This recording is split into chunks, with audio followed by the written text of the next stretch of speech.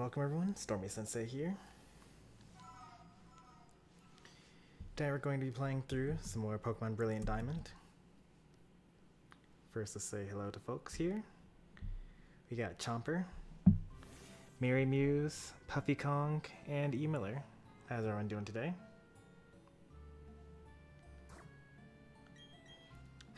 Too bad Puffy Kong doesn't share an affinity with Highland culture. It is quite a shame. They're missing out though, it's okay.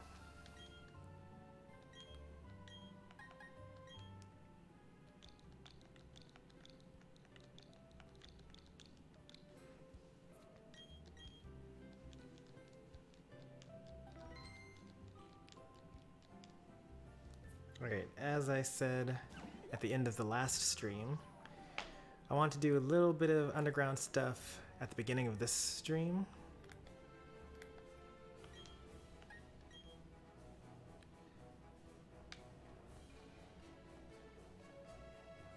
I want to explore the 2 unexplored rooms on this side, and then the 5 unexplored rooms. Let me show you.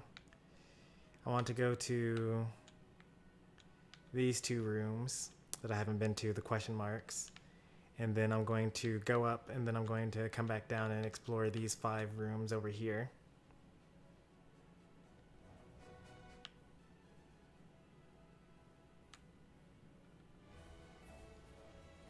That's the plan. I'm using the same code I always use. I guess I'll pin it again.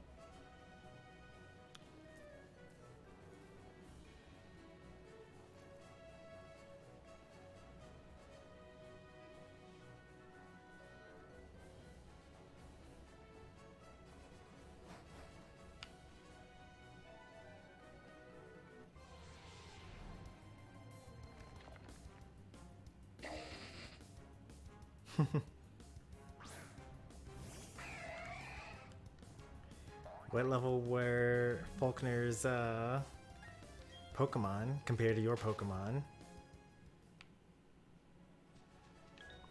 Because maybe they are bored of fighting weak trainers, and they're looking forward to fighting strong trainers like you.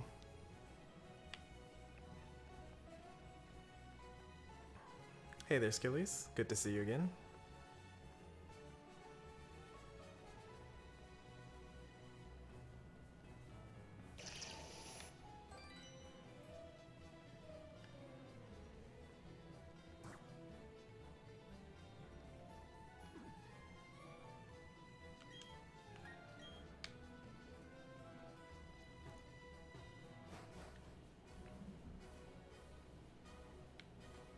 Fountain Spring Cave. We found a Hoot Hoot, a Ralts, Gastrodon, Quagsire, a Deep Sea Tooth.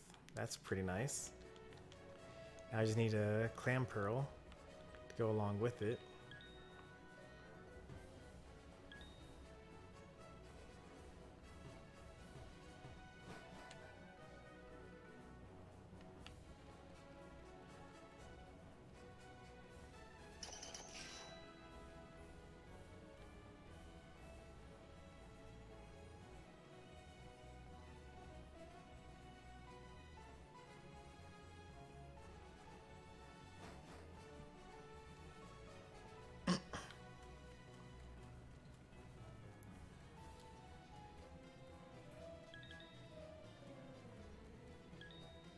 There's some fast Pokemon here.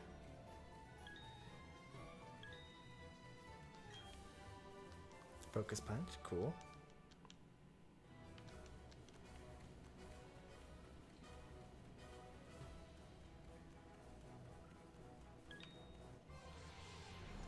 I get the gold bet or did I get the score rupee?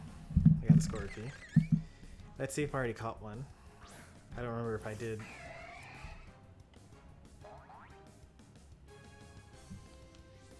Already got one. Alright.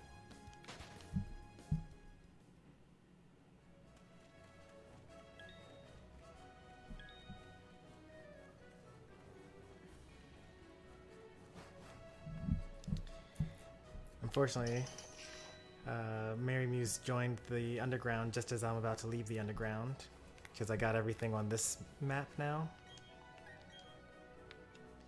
And now I need to exit to go to the other side of the underground. Yep.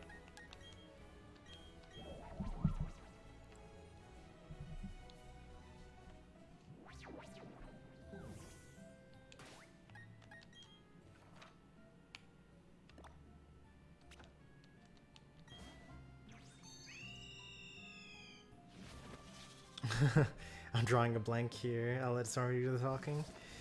You know Pokemon. Just talk about Pokemon Unite. That's pretty much Pokemon.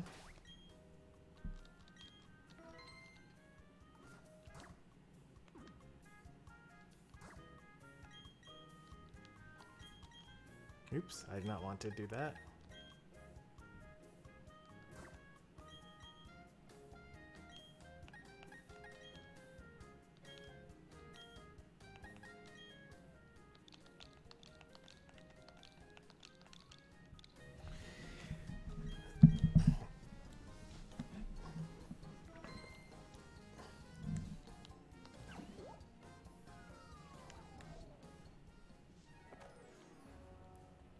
Alright, did we correctly find this location? Yes, we did.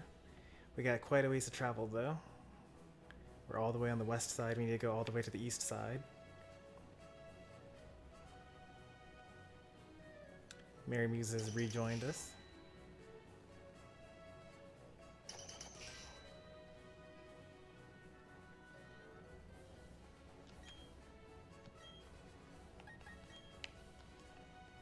We discovered during our last stream that there's one of these hikers down here. If you give them enough small spheres, like one of every kind, or actually not one of every kind, but like a whole bunch of every kind, like 30 of every kind, then he gives you the ability to expand your underground secret base. So you can put more statues in. It doesn't have to look as hideous as it currently does.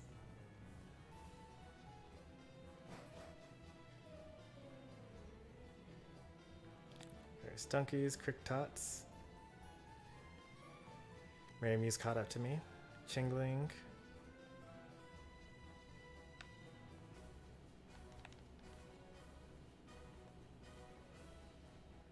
Wingull. Wingull is one of the few Pokemon that actually lowers their speed when they evolve. Wingull is actually faster than Pelipper.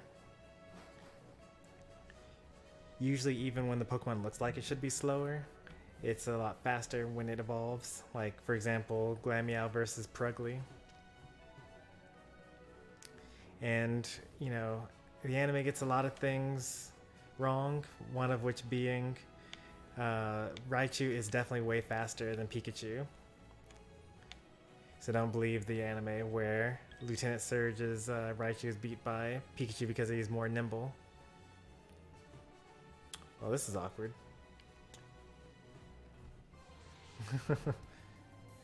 We got chased down by a Houndoom.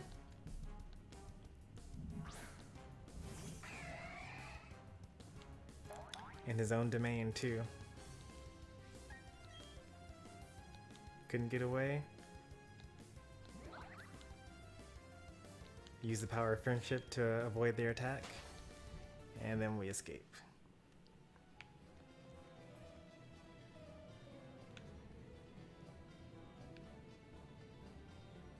So many score rupees. Oops. I wanted to check to see if they were like there was a Pokeball in there somewhere. I left the room and came back and now they're Onyxes instead of all the score rupees.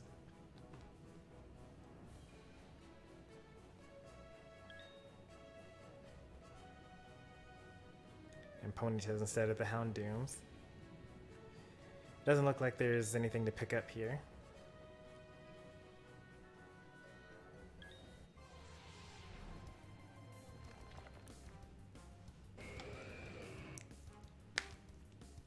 Yeah, Vikavolt is super slow.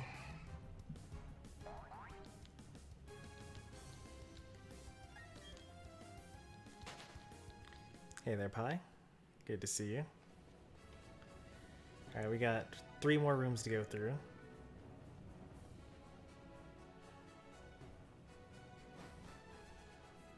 Valkyrie's level 42, just 2 more levels.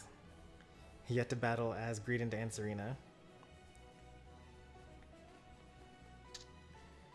Greedent's pretty fun. I enjoy it.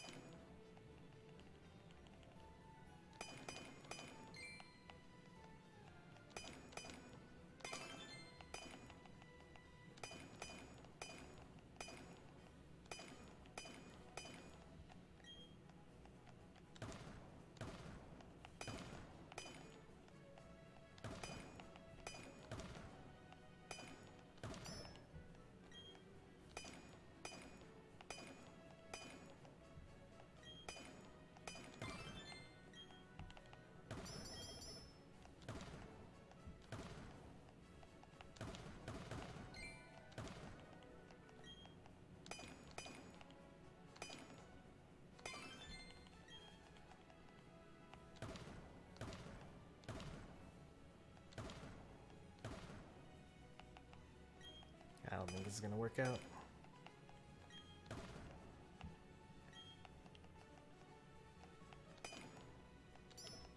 Oh well. Almost got them all.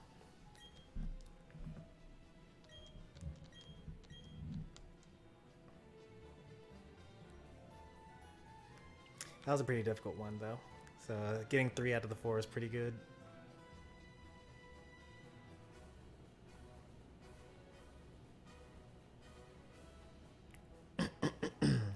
Let's see, what have I not played as yet in Unite? I haven't played as Blissey yet. Never played a Blissey game.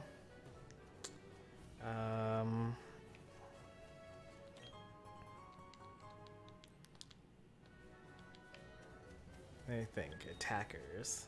So like I've played as Cinderace. I think I may have played as like Greninja twice or something like that.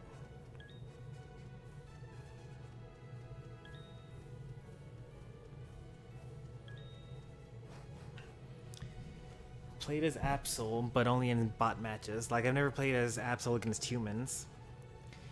I haven't played as Dragonite yet, actually. I've gone to practice mode a couple of times, but haven't actually played as Dragonite in either a bot match or in a human match yet. I've only played Machamp in practice mode. I haven't played Machamp against humans either. Oh yeah, I actually have not played as Cramorant at all. I really like this room. It's really gorgeous. And the Pokemon variety here is good as well. Like Girafarig, Elekid. Kind of want to catch Elekid, but I'm going to refrain because I haven't seen one in the overworld yet. This is by far my favorite location so far.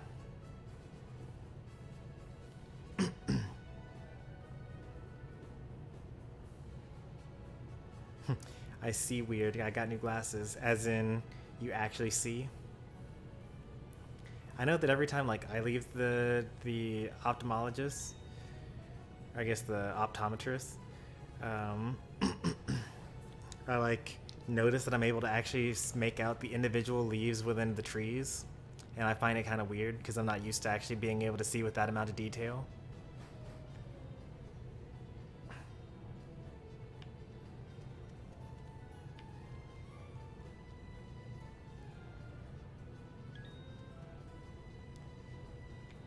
Oh, Hippowdon. I didn't even know the Hippowdon was in this game. Piece of charcoal, nice. What am I doing right now? So on this map, There are rooms that I have explored. Actually, there are no longer any rooms that I haven't explored.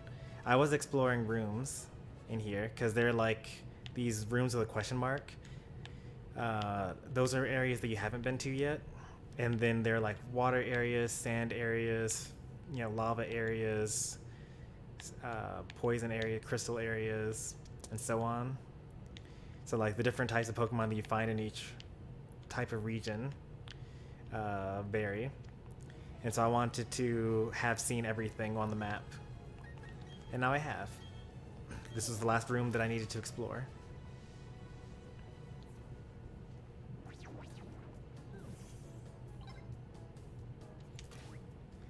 Thanks for keeping me company there, Mary Muse. Onwards. What are we doing next? Ah, yes, I remember now.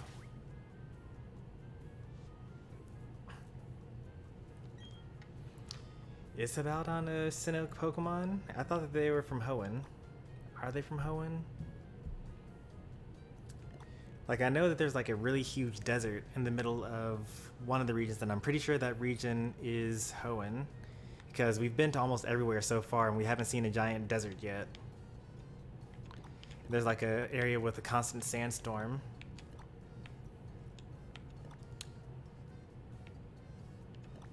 And I don't think that's this place. And I thought that Pokemon like Cacnea and Hippowdon were from that game. But I could be wrong though. Like those games came out like back when I was in high school. And I've already been to my 10-year high school reunion. And that was like 3 years ago. So it's yeah, it's been a while since I played those games. Now granted, I played those games a lot, but you know, I've also played a lot of the games.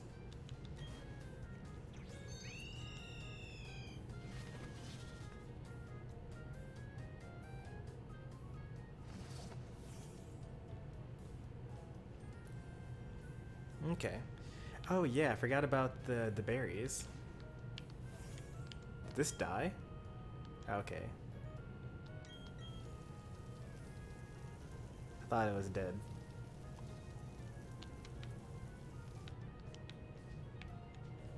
Why is it so brown?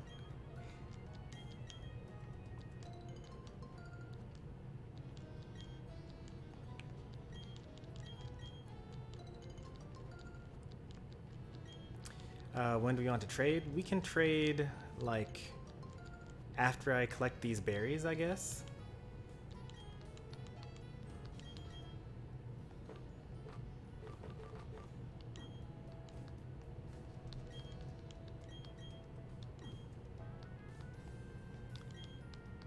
Because if I trade with you now, I might just forget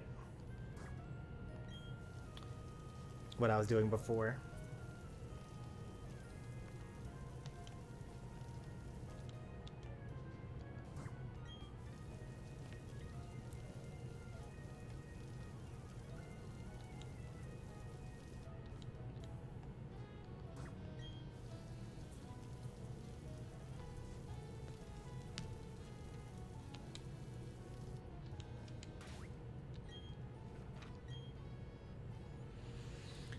Alright, we got a lot to do here.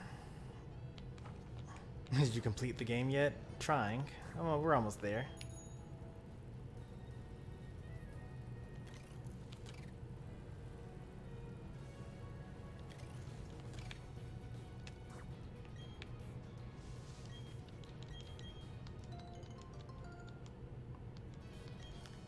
Yes, we're about to trade Pokemon in order to make progress on the Pokedex.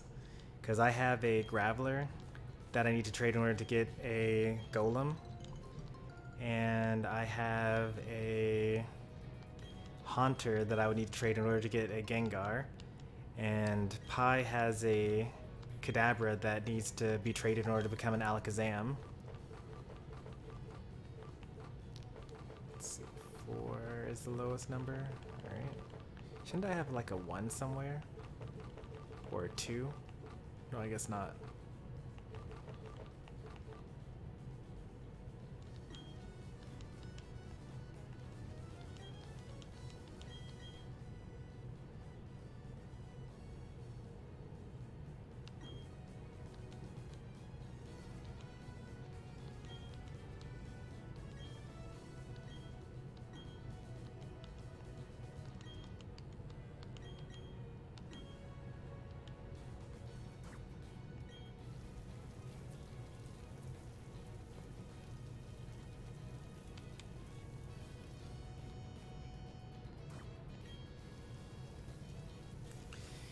Yep.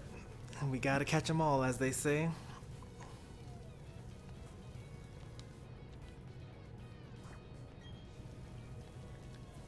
So far, we've caught everything that we can catch along the way, except for Chansey. Chansey is like somewhere in this area, but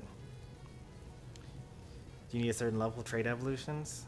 They just need to be, no, as soon as they evolve at level 16, you can trade them, or 25 for some of them. You can just trade them, and they just evolve. It's kind of busted, actually. Like, it's a very easy way to get a way too strong Pokemon way too early.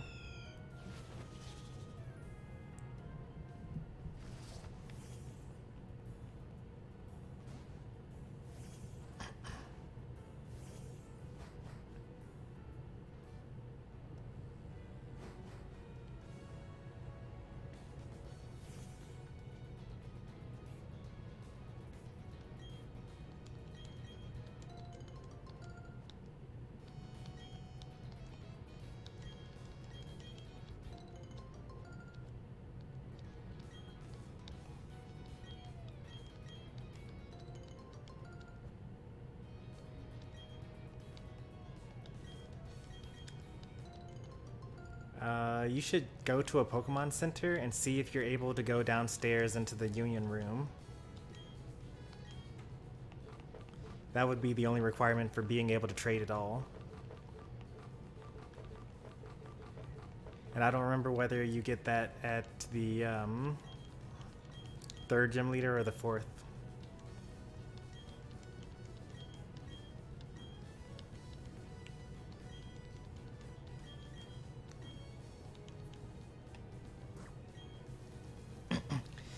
And in theory, you're supposed to be able to talk to someone that lets you go to the Union Room from anywhere by pressing the Y button.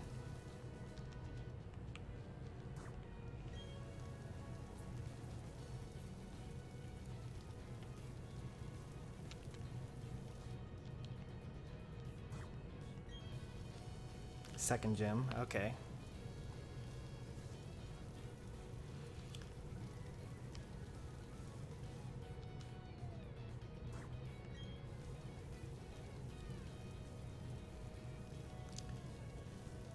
Oh, so you don't talk to someone, you just, as soon as you're able to access it, you can just press the Y button?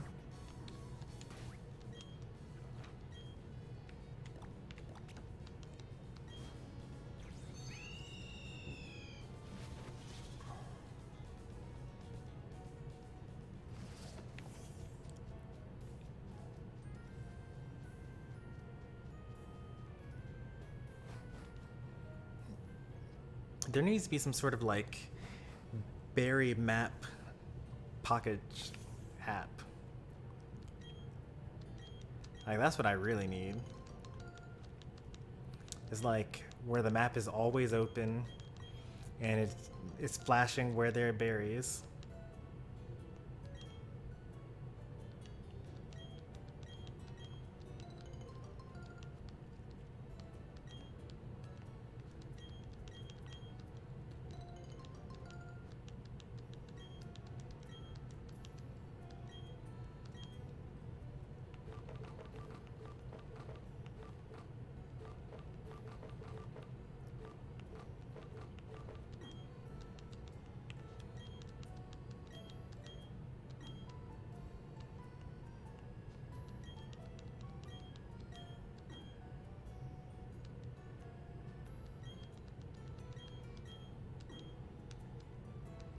Oh, well, the honey trees actually don't really help too much because that is it's like 6 hours of waiting. So like you wouldn't actually put a timer on your package because you're probably not playing for 6 hours in a row. Well, maybe not. Maybe let me not make assumptions, I suppose. But I would not be able to. Well, I probably would be able to play for 6 hours of this in a row. We already got to like 5 hours. And like, I could have easily kept on going if I didn't have work the next day.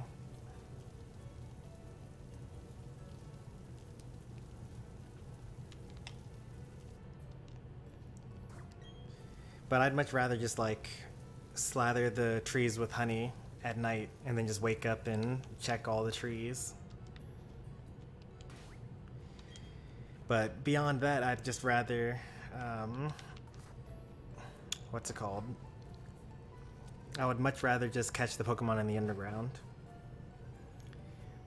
Last time we streamed this, we actually caught Combee in the underground, which is very convenient.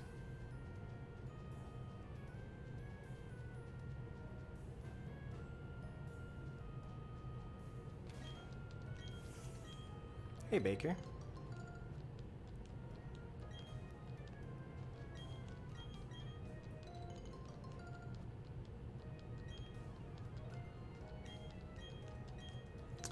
If I remember correctly, you were streaming this game last night, right?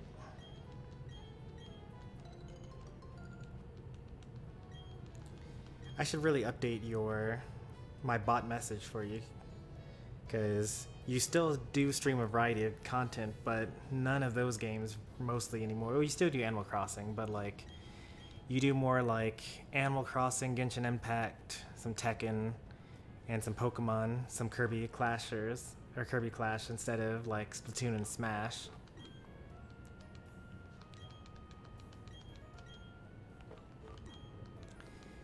That's kind of the problem that you generally get when you like specialize people's messages. Because like I have a special message for everyone that I auto plug.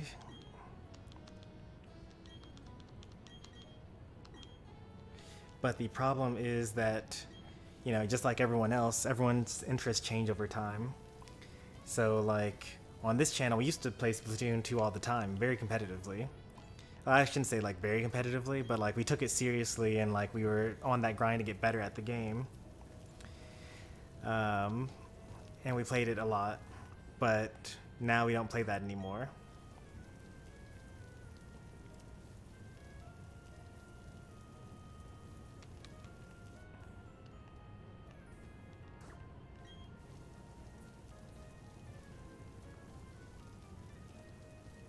Oh no, your Quagsire couldn't outspeed Chomper's Metagross after you used Hammer Arm, which lowers your speed by one stage. Don't worry, after we all beat the game, I'll teach you guys about competitive Pokemon breeding. Chomper already knows about this, I'm sure, because they were telling me about what they were breeding for a while ago. Quagsire is slow, but I don't think Quagsire is like Metagross slow.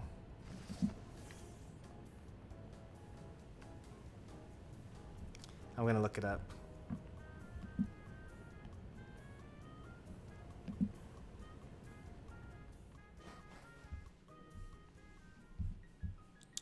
Let's see.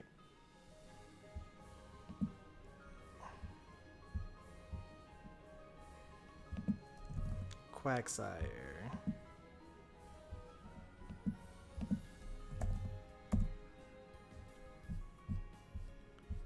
Base 35 speed? Okay, Metagross actually might be about that fast.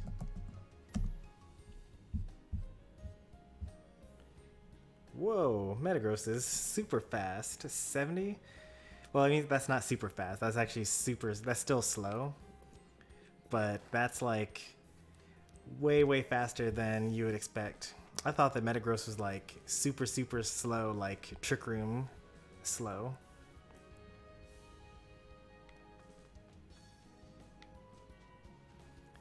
That's like below average. Like that's too slow to be good and not slow enough to be good. That's a really terrible speed stat, but it is much faster than Quagsire. Competitive Pokemon breeding sounds like some underground stuff.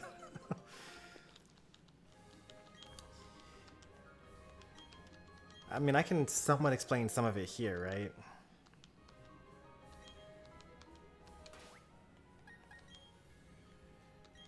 Let me just find something for one of these Pokemon here. Okay, well, let's see.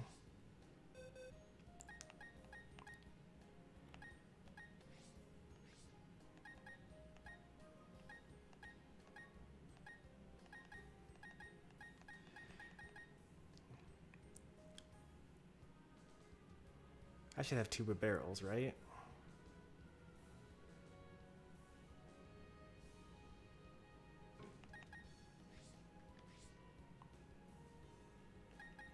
Why don't I have tuba barrels? Where is the barrel that I accidentally caught with a safari ball?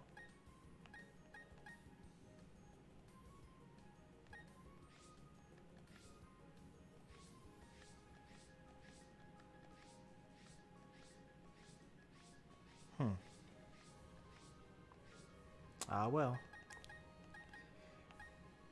I'll save the explanation for another time. But basically, the way that the Pokemon developers, and this is actually quite genius what they did, in order to make every playthrough unique, they made it so that practically every Pokemon that you catch is going to be unique. Like, even if you catch 2 Caterpies, they will have different stats from one another.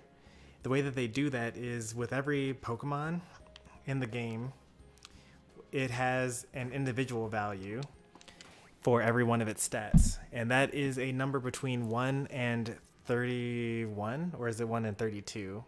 Or it's between 0 and 31. So there are 32 different numbers that you could have for it. And that basically adds the variation between the how high your stats end up going. And then on top of that, there's this thing called effort values, and that is a point of stat growth that you get from defeating certain Pokemon. So defeating Geodude, which are typically very strong defensively, gives you defense effort values, which means if you defeat a whole bunch of Geodude, then you end up having higher defense as you level up. And so when you combine those two, effort values and individual values, you can end up having a very, very big difference in power level between Pokemon. You can end up having legendary Pokemon that are as weak as just regular Pokemon. Or not, I should say that you can have regular Pokemon that are as strong as legendary Pokemon, that are untrained at least.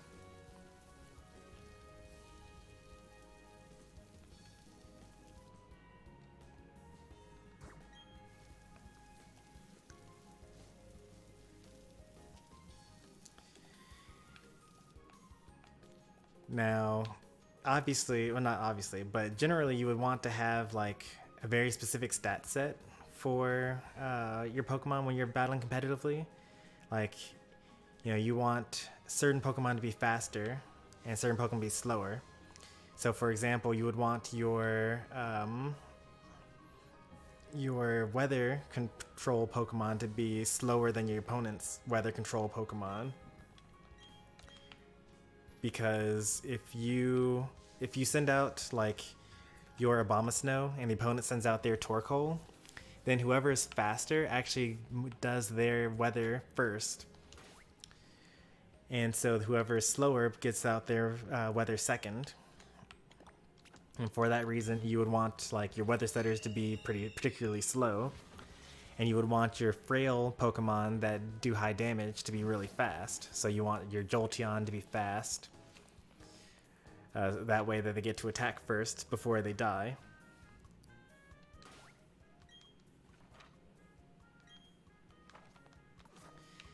And so in order to ensure that you end up having like the proper stats, what you end up doing is you will breed your Pokemon.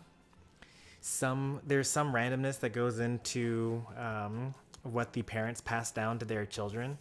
So you're more likely to get certain stats from your parents. So you can like have a Pokemon with, 0 perfect individual value stats. So like, having 31 in none of the stats. And then over time you can randomly get one that has like 2 IVs, and then you swap the parents around so that you end up putting in parents with better stats so that their children are more likely to have better stats. Do this long enough and you can end up with a perfect Pokemon with max stats and everything. In the later generations, they ended up having this concept called hyper training. So you can take a Pokemon that's at level 100 and give them a particular item. and it actually treats it as though that Pokemon's stats were perfect from birth instead. So if you don't want to go through the effort of breeding to get the perfect Pokemon, you can use hyper training. The only problem with that is the fact that sometimes you want low stats, like sometimes you want to be really slow, or you want to have 0 attack, because let's say you have a special attacker, you want to minimize the damage you're going to take from foul play, which is a attack that basically uses your own attack stat against you. So you would want to breed a Pokemon that it's no good in attack or no good in speed. Those are really the only two that you would want to be no good at, though. Unless you're trying to like have a 0 IV guard split Pokemon or something like that to make a tanky Pokemon less tanky. That'd be kind of weird, though. Like, I've never seen that before, and I don't think that any Pokemon that actually has bad defenses learns guard split, but that'd be kind of sick, actually. Imagine having a really fast Pokemon that learns guard split. That's like, generally they're normally really frail.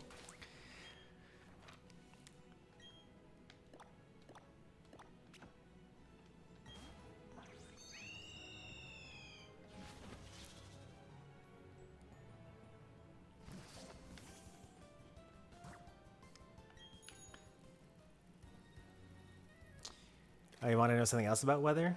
The order in which the Pokemon take damage from weather is based on speed. So if all 4 Pokemon in a double battle are going to take damage because of Sandstorm, then you actually all take it in order. Another fun fact is the order of abilities. Well, it's not really a different fact because I already told you this basically, but in more obvious terms, I'll explain that the order in which the abilities come out is based on speed. So if you come out and you have 4 Pokemon and they all have Intimidate, you're going to go in order of speed.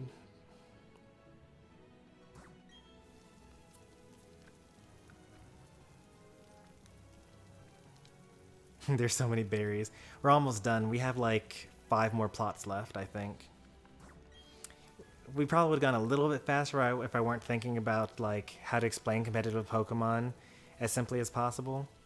Not much faster though.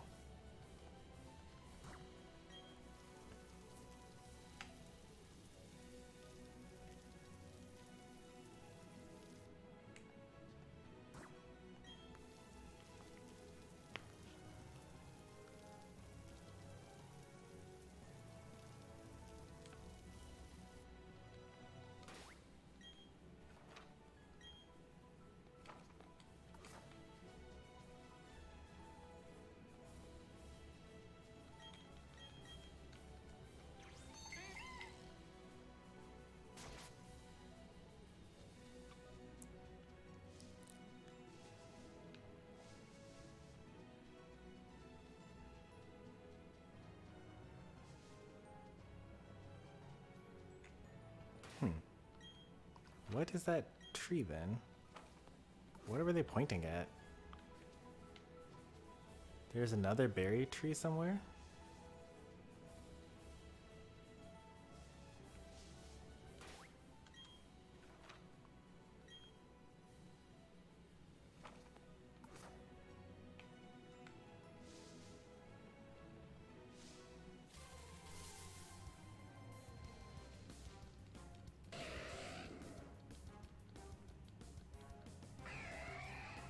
Oh, you don't actually throw out the Pokemon when they're following you. That actually saves time. I wonder if, well, I don't know, but if it would actually help, but like, I'd imagine that maybe you could end up saving some time in a speed run by having the Pokemon just follow you.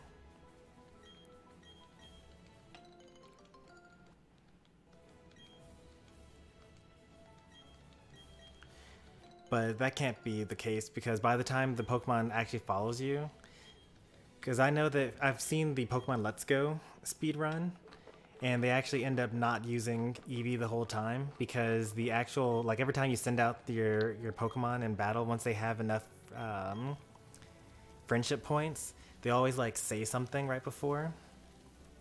So it's like, you know, Eevee is hoping that you get a come up with a new strategy, or like, you know, Empoleon is excited for the battle or something like that. And over time, that wastes a lot of time. Why doesn't the screen do the double flash when you get an encounter? I think that was kind of like that wasn't like a, how do I explain this? I don't think that the developers actually envisioned it going like that. Like, that's kind of like a limitation of the Game Boy. Like, that's the only thing that they really had that they could do.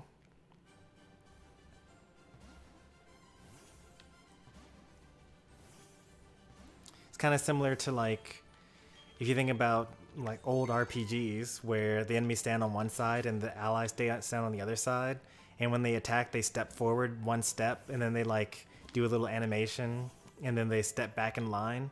Like, that's not what the developers actually think is, you know, trying to get you to imagine is happening. That's like a representation of combat that's easy enough to program and put in the game, and you're supposed to use your imagination to actually think about combat.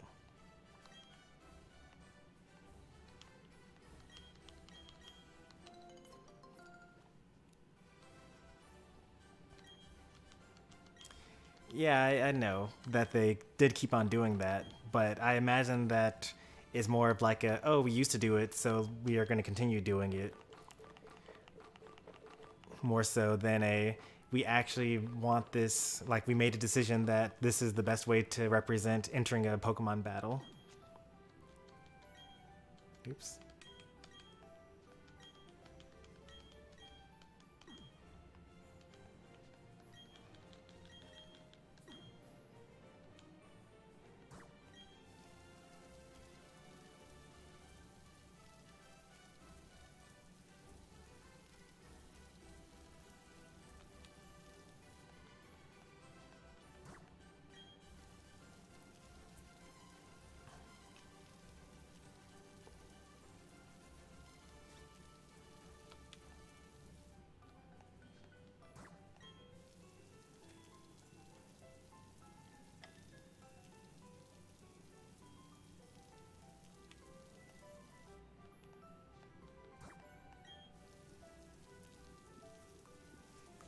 Oh, and the watering takes as long as I keep on watering it for. Like, I could just not press any buttons and it'll just keep on watering the berries here. It's not until I like try to move away or press the B button. I'd imagine that some berries are supposed to get a lot of water and other berries are supposed to get a little bit of water. This is the last batch, by the way, right here.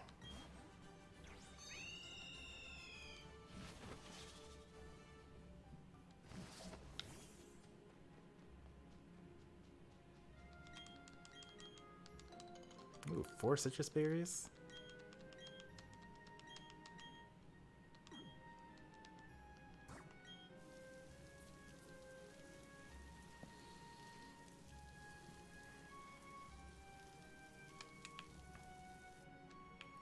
This is probably a very controversial take, but I actually kind of like the limited Pokedex that we've been getting with every game, especially if we're going to get like 3 or 4 games in one generation. I think that it's perfectly fine to just like have 4 games that each have a subset of the Pokedex, and you can't actually get them all in every game.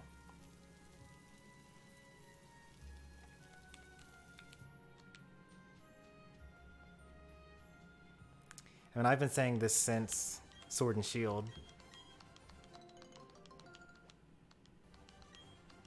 When everyone was like, Dexit, like, we don't want to buy this game because you can't get every single Pokemon in there. Like, what am I supposed to do without Dunsparce?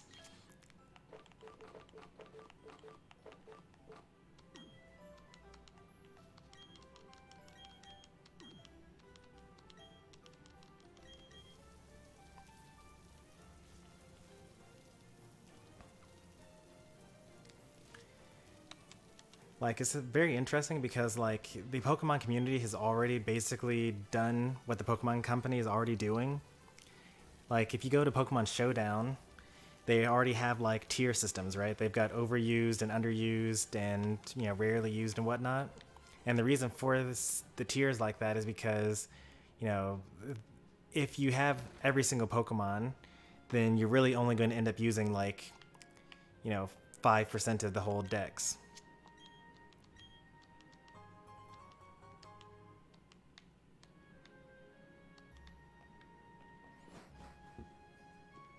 Like, it's all going to be Heatran and Volcarona and Cresselia and, you know, Smeargle and, you know, Kyogre, things like that, right? But if you have a limited Pokedex, what is this one?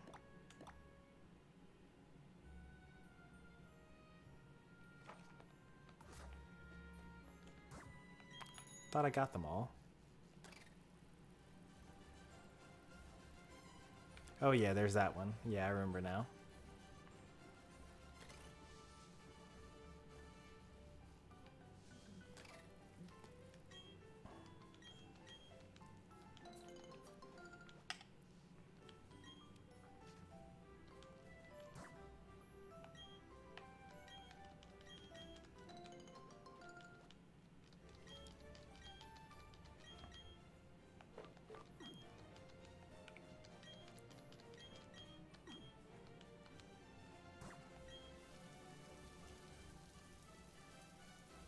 The team I made has none of the everyone uses the Pokemon and Sinnoh Pokemon.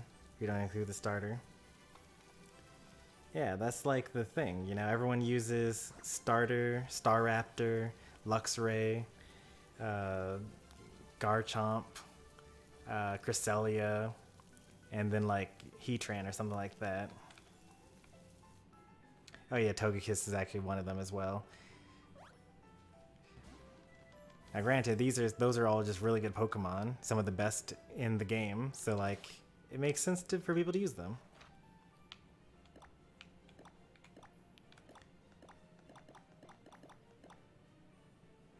Where's that berry guy?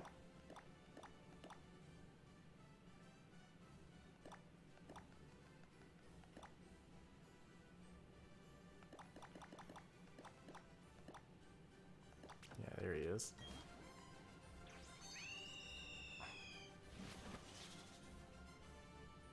Some Pokemon are popular because they are good.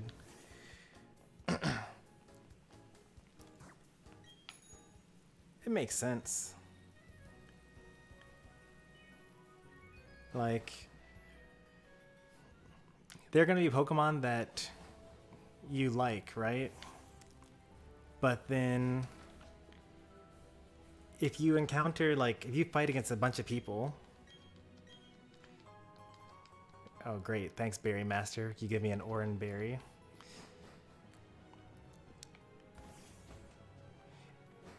Let's see, how can I put it? It's kind of like, imagine, like, you're in an elementary school and people are playing Smash and no one knows what they're doing and they have their own metagame and it's like, you know, a bunch of button mashing, right? And then some kid that, you know, knows like one thing about the game, like maybe they figured out Pikachu's down B is good or Kirby's down B is good or something like that. And so they just start using it to beat up on all the people. And now all the kids are thinking like, okay, this character is really good. This character's broken. You know, let's all start using it.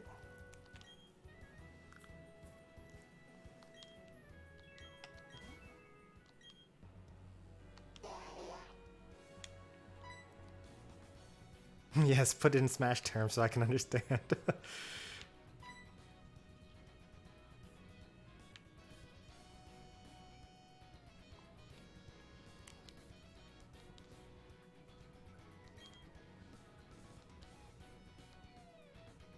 Old Charmed, Grandmother in Celestic Town. Got it.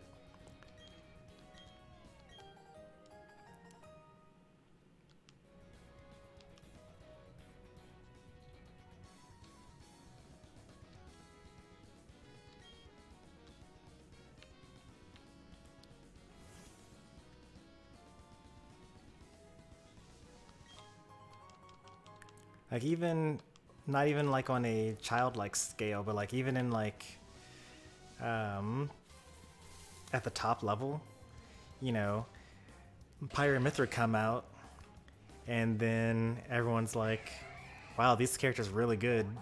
Now everyone's like picking up the character.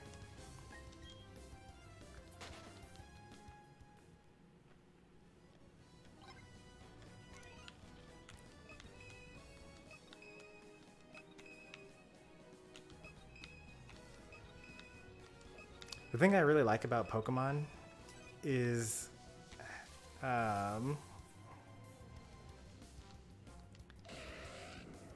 how you can just like go through the whole game not like knowing anything about the game at all. Like, you know, I've watched streamers have like, you know, all moves of one type.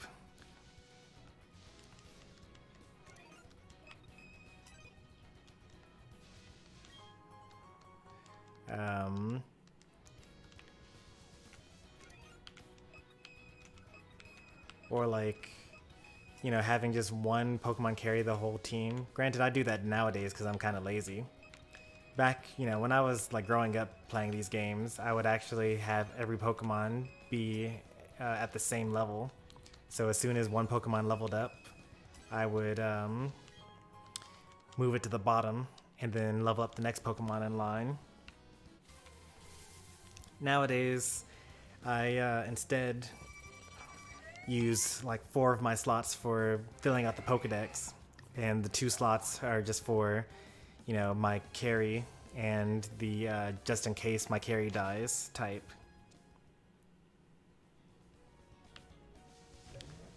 Whoa.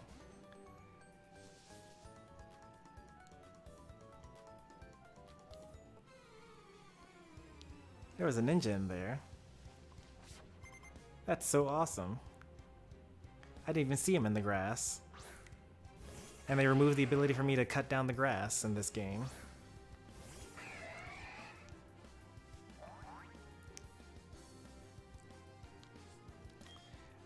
So that is a dowsing rod, basically. If you go back and rewind the stream, you can see that I'm basically clicking on it and it does a little sonar thing. And then when there's a dot on there, that means that there's a hidden item on the ground that you can pick up.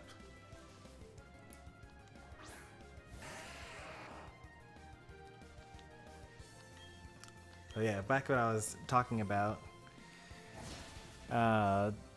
The game is simple enough and the difficulty curve is low enough that like you can just kind of not know what you're doing and you can play through the game, you can enjoy it, you can catch your favorite Pokemon, you can enjoy the story. Like there's no gatekeeping whatsoever in as far as the story goes, compared to something like Xenoblade Chronicles where, you know, if you're playing on normal difficulty, there are actual difficulty spikes in between the chapters, and you can actually get stuck and be frustrated with the combat and like not be able to advance and see the rest of the story.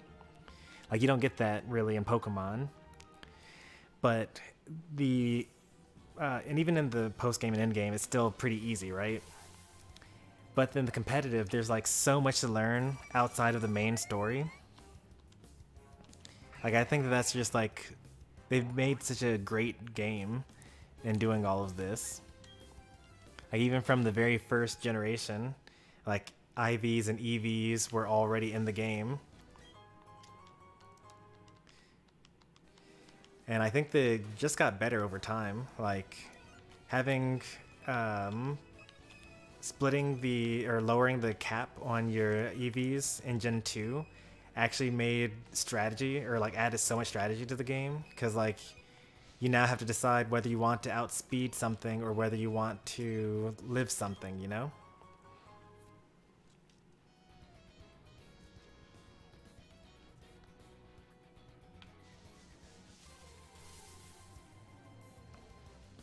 Finally, I found a Chansey.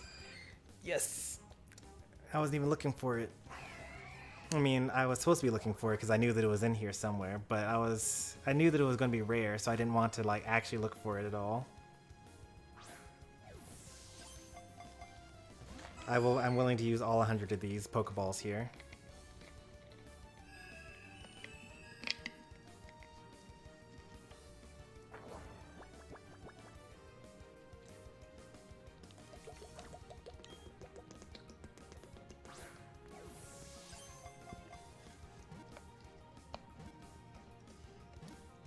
Oh, apparently Streamlabs is dead. Let me try to revive it. Because you tried to add a quote, didn't work. Hopefully Streamlabs OBS doesn't die for me doing this here. I don't know why I did that the last time. Like as soon as I logged in to Streamlabs on the internet, it just like super died.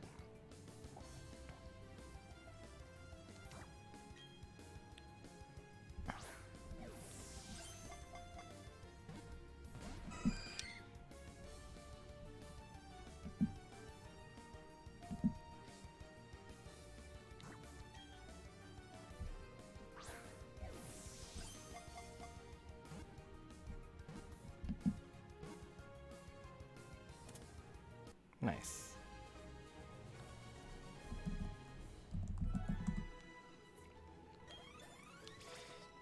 By the way, Chansey gives a lot of experience points. 500 for a Pokemon that's like level 18.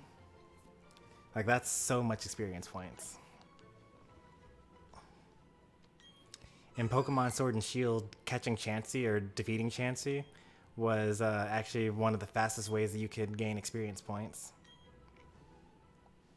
And in Pokemon Let's Go Eevee, it literally was the fastest way to get experience points. Learning Meta Knight? I love Meta Knight.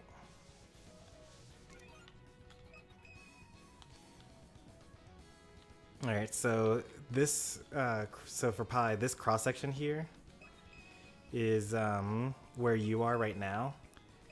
And everything is a step here. So that's one step, that's another 2 steps, 3, 4. And then I need to go up 1, 2, 3.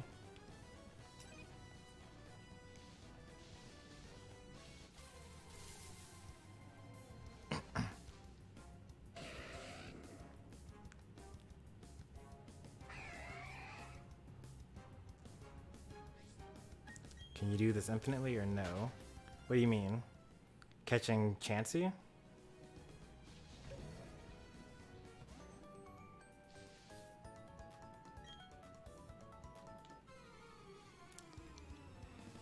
These ninjas are clever. But they're a ninja trio, so I need to find the third one somewhere in this grass.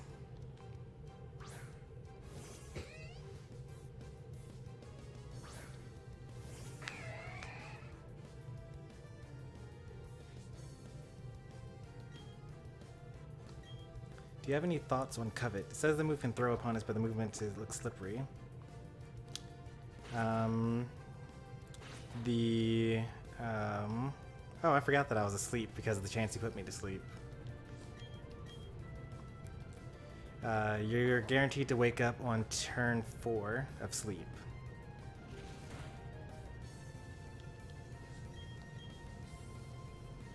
Alright, we got 3 turns, or 2 turn sleep instead of 3. So they nerfed sleep in generation. I don't actually know when they nerfed it, but by the time I came back to Pokemon, because I skipped 5, 6, and 7. By the time I was playing 8, you have a 33% chance of waking up on turn 1, 33% chance of waking up on turn 2. 33% chance of waking up on turn 3, and then 100% chance of waking up on turn 4 if you haven't woken up yet. But that's only if you stay in battle the whole time.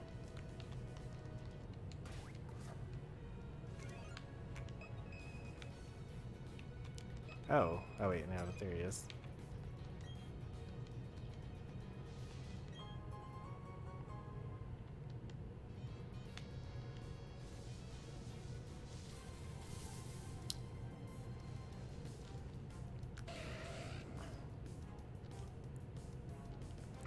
I guess the ninjas would be near hidden items. That would make sense. Oh yeah, so Covet. Covet is terrible to me. I don't think it's good at all. It's the most popular set for Greedent, and the way that a lot of Greedent players will play, but I don't think that Greedent is very good at all with Covet. The reason for this is when you use Covet, it's got like a 9-second cooldown or maybe a 10-second cooldown. and it lasts for like 6 or 7 seconds. I think they actually just got through nerfing it down to 7 seconds from 6, or down to 6 seconds from 7. And so you use it, and then okay, that was a very weird animation there. Like, I guess it was like loading what the Pokemon was going to be. Like, it just like zoomed in on my face for so long relative to normal.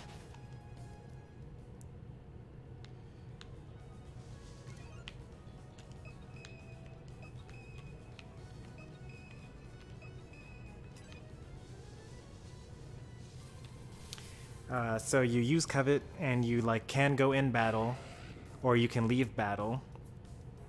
But with Stuffed Cheeks, you can like stay in battle.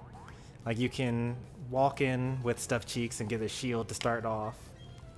You can run away with Stuffed Cheeks and heal. Stuffed Cheeks heals you 1 berry at a time. So like, you activate it and then you're super slow. And then you like get 1 berry, then another, then another, then another. And if you're about to die, Covet's not going to save you from that. Like, if you were going to die, you're probably still going to die if you activate Covet. So that means that the way that you have to end up playing Greedent with Covet is you basically are practically a coward. Like, you just like, you show up and you're like walking around, and if you say to yourself, oh, I don't think that I should be here, then you Covet and you like walk away. You need to basically activate it like half health. It is nice for it being unstoppable, so you can just like go through, like, for example, after you get Zapdos and you're going through that corridor and the enemy's trying to stop you with everything, it's pretty good right then, because you can just like walk right through them without getting stopped. And it's pretty good for like going from one half of the map to the other. Like, if you're at Dreadnought and you want to quickly get to Rotom, it's pretty good at that, because it is a pretty nice speed boost.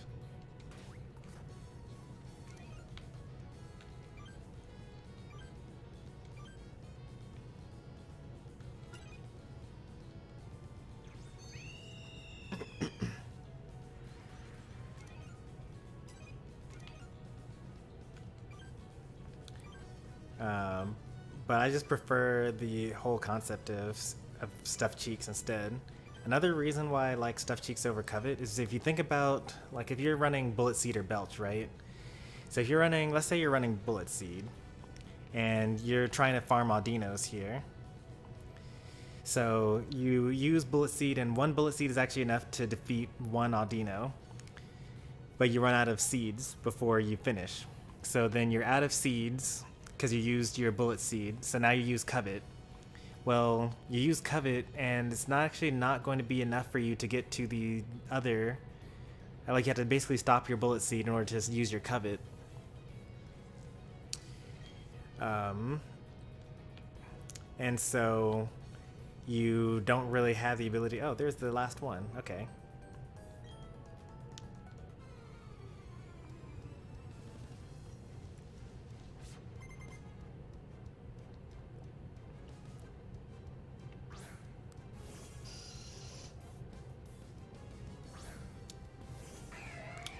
I did not know that. Thanks for letting me know. That'll be helpful.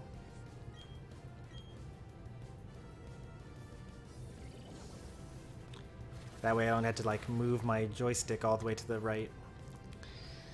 But if you have Stuffed Cheeks instead, in that same scenario, you can basically you can Stuff Cheeks. You already have like a full set of berries. You Stuff Cheeks, you start using your Bullet Seed. As you're using up your berries, you can pick up more berries and continue the Bullet Seed. And you're actually able to defeat 2 Audinos with 1 Bullet Seed. And then by the time you're done, you use Stuffed Cheeks, and now you're back to full berries. Whenever I use Covet, I like never have enough berries.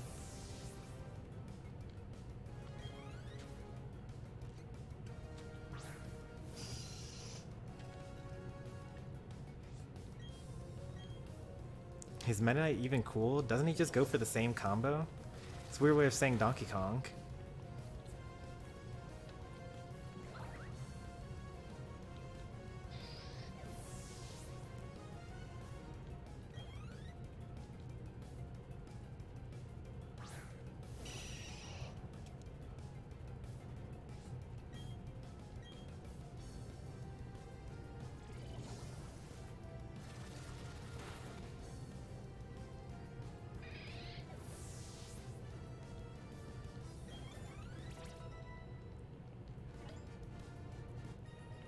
The only time I could see Covet being better would be if you were playing like a score runaway set like play style, like how Crustle used to do, where you basically just like walk up, you score shield, score a little bit, and then you walk away.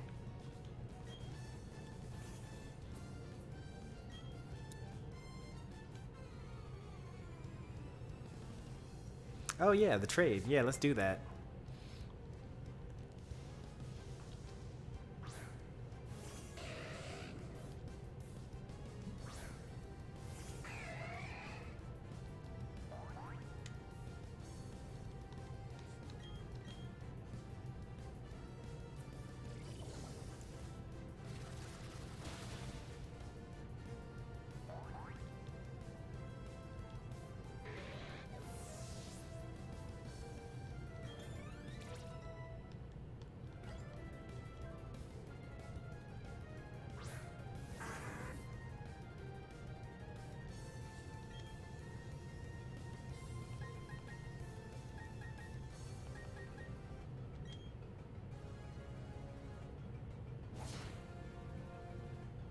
Tanky.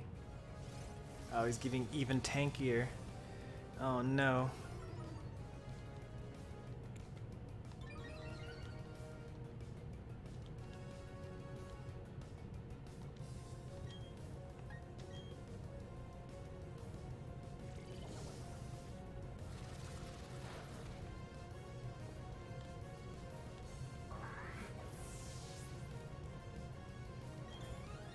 Oh, that was good.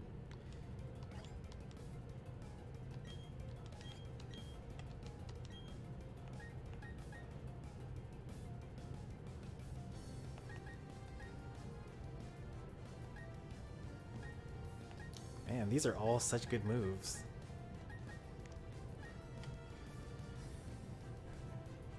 What's the special attacker that has own tempo? Let me find one real quick. Might get rid of Flatter.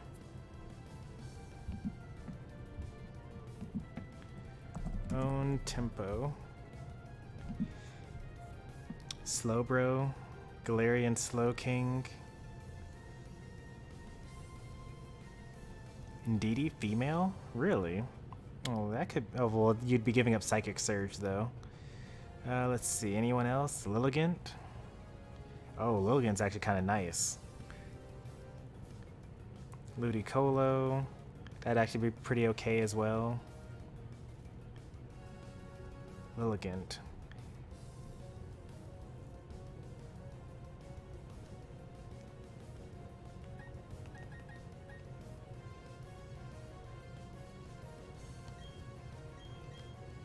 They're all so good. Let's see. I'll get her a taunt. Man.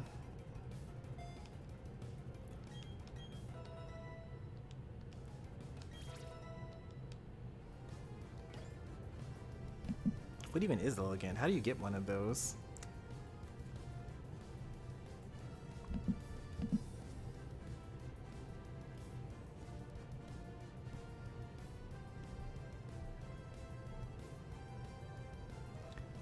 Oh, actually, this could be really nice. Lilligant is like kind of bulky, not that bad in speed, and it's got some good special attack too. It also learns Quiver Dance. What if I made it like bulky on the physical side with good special attack and HP? Like a, you know, and then gave it Quiver Dance, put it beside a Pokemon with Ladder.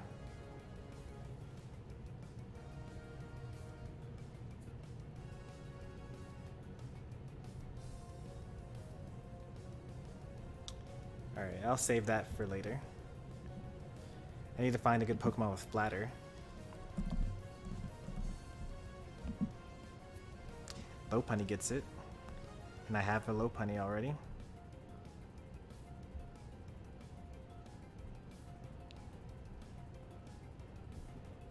Alright.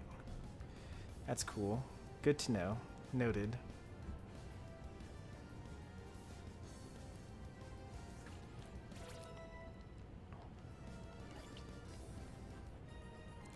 That's okay. Lopunny's in Sword and Shield.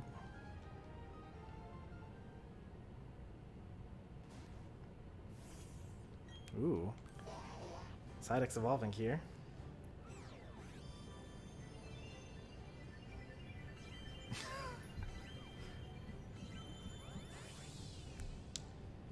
I finally got the Razor Fang. Hopefully you mean Razor Claw, right? Razor Fang is a different item.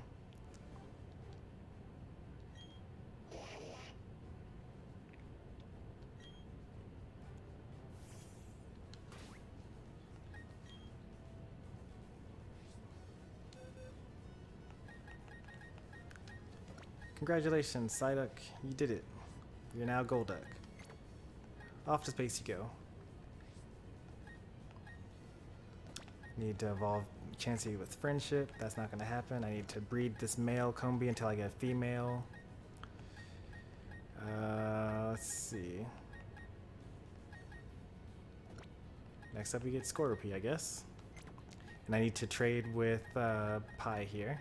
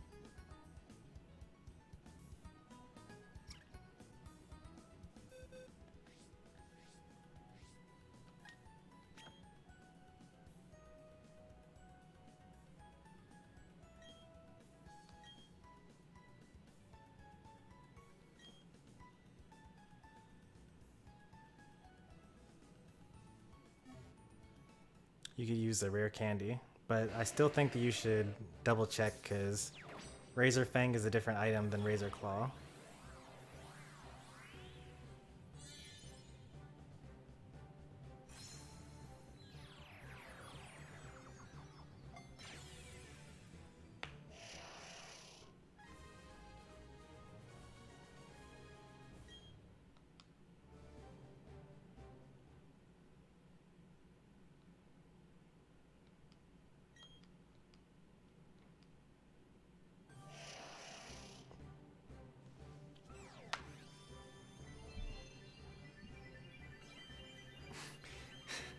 Why is everyone roasting me today? Did I do something to hurt people? I've done nothing.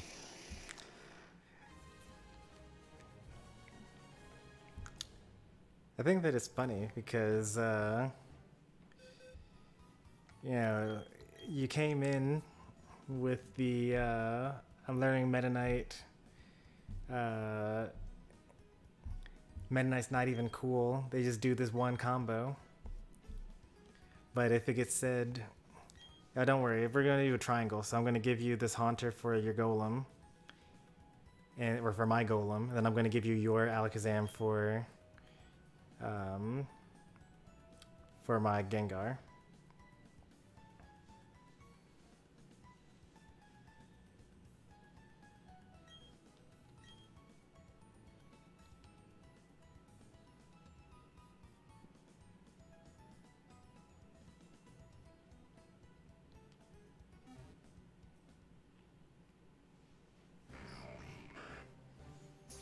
Wait, did you cancel the evolution of Graveler?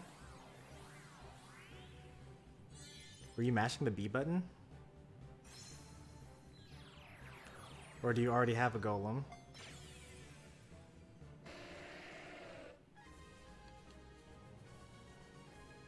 Because Graveler is supposed to evolve on trade. Oh, this is your Graveler. Okay. That's awkward.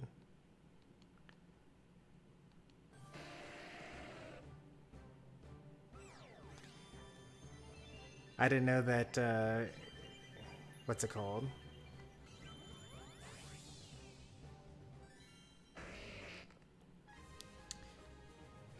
I thought that you just needed the Kadabra. And so I was going to trade yours for mine. But now you need to trade me my Golem for your Alakazam.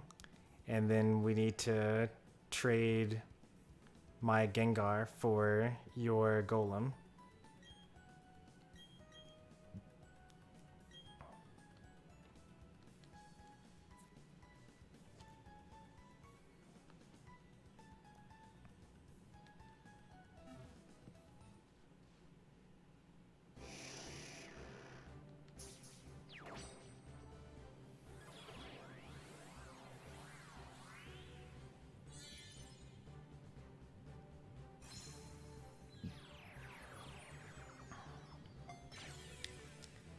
One thing that probably is less appreciated in the Pokemon series, especially nowadays, is the animation that they actually do for the trading. Like you used to have an animation of it actually leaving your Game Boy and traveling along the link cable to the other person's Game Boy. And like when they added the RFID things that you attach to your Game Boy SPs and Game Boy Advances, then they actually had a different animation for that, where it was like sent over radio waves to the person. And now you just like send it off into the internet, and then it just like gets found somewhere.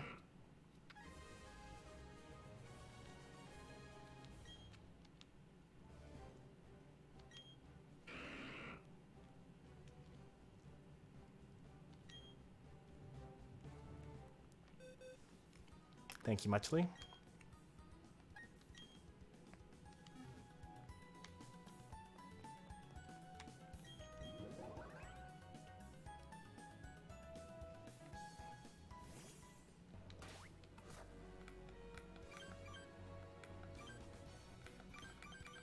Ah, okay. So now I know that there are 20 total apps. Let's see, which one is which? Okay, so 20 is the hidden move one. Good to know.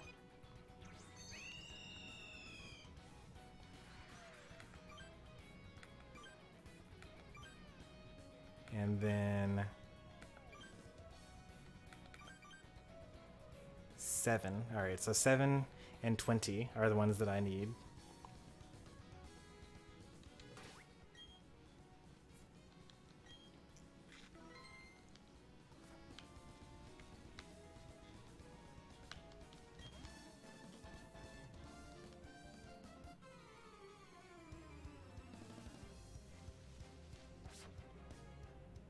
Double team Zen and Jack. I wonder if this Raichu has Lightning Rod. That'd be so awesome if it did. I mean, not awesome for me, but like, that would be a good strategy for them to have together.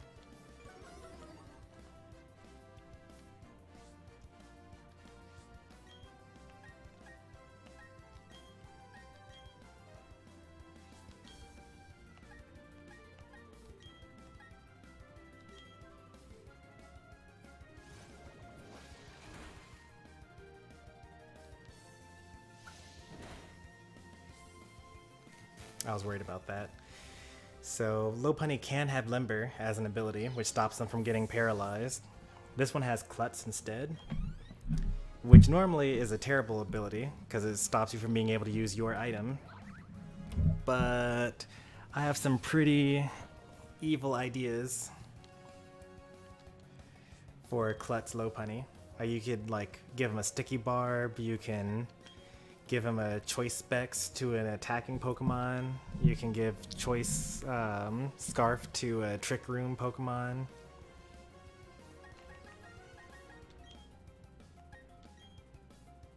Or not Trick, but Switcheroo.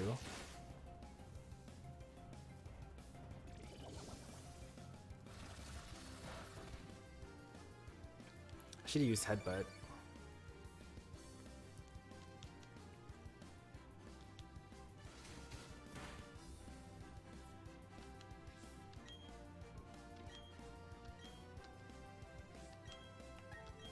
because it might. Because even though I'm paralyzed, it's still faster. Maybe it's not actually.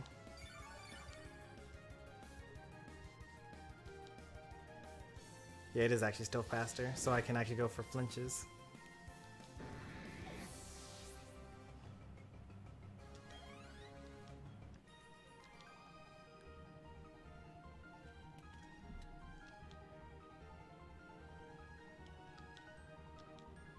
$13,000? That's so much.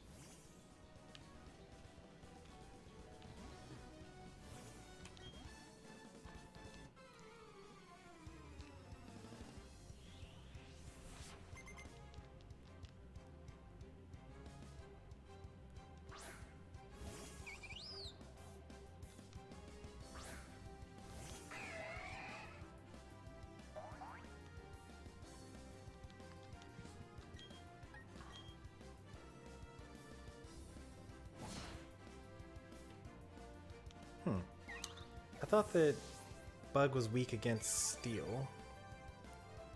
Maybe I'm thinking about a previous generation. I don't even know. I think Krogan evolves at this level.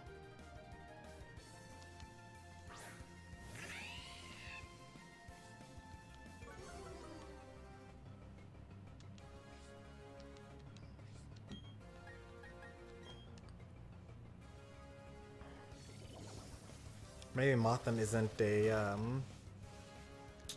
bug type. It's gotta be a bug type. There's no way it isn't.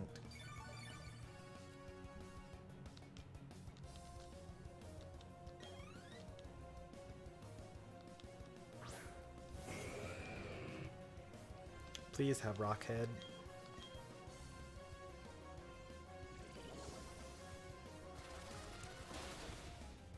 Thank you.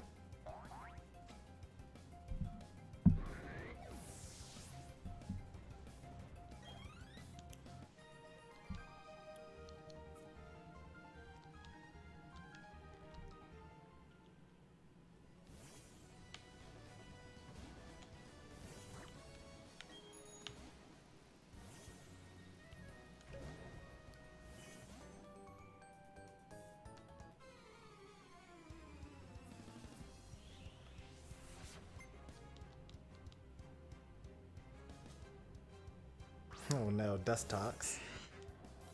It's so weak.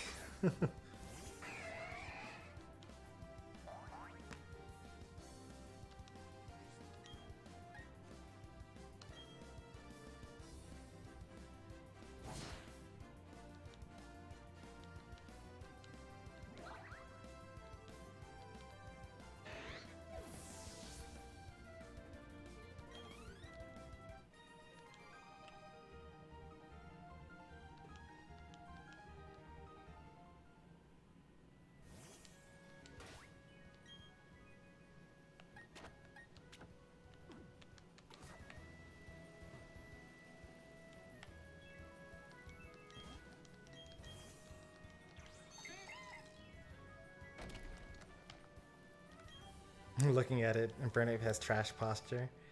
I mean, for a monkey, not really. For a human, yeah, definitely.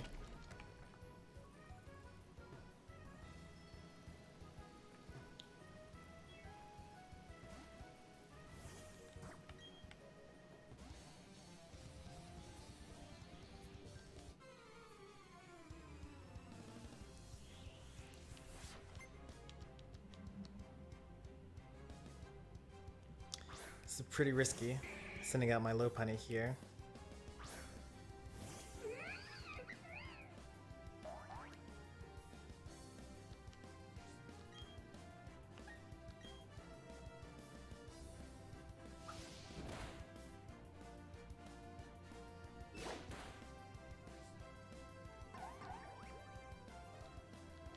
Oh, my Lopunny has Cute Charm actually.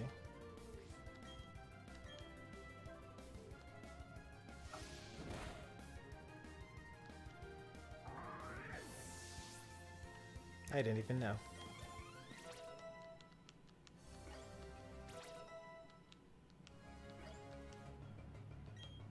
Cotton Guard.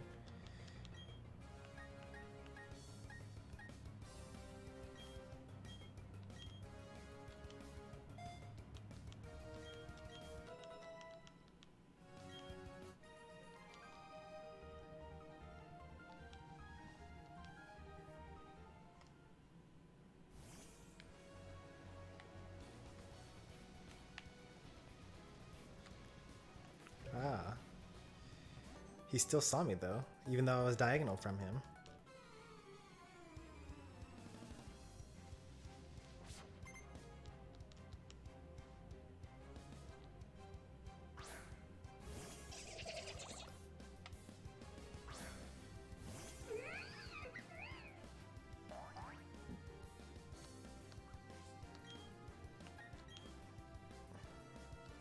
I'm actually waiting. I'm intentionally using my paralyzed low punny because at some point they're going to use the power of friendship to shake off the paralysis.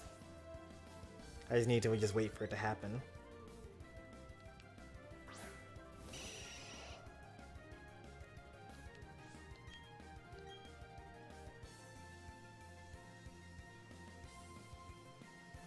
Golbat's faster than me. And I'm stuck here now. There we go. Alright. Now we're at full speed.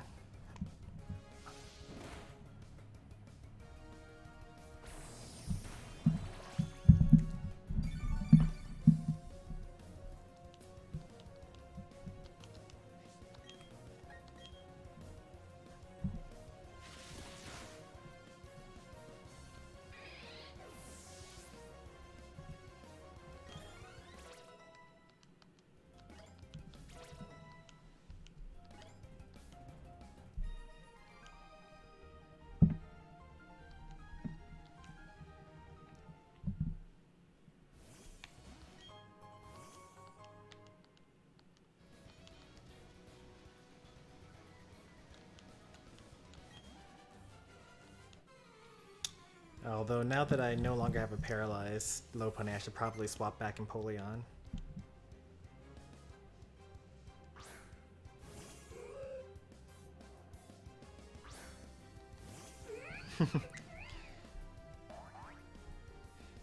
Rain Dance and Focus Sash. They probably could have used 2 close combats and like done some pretty nice damage against you.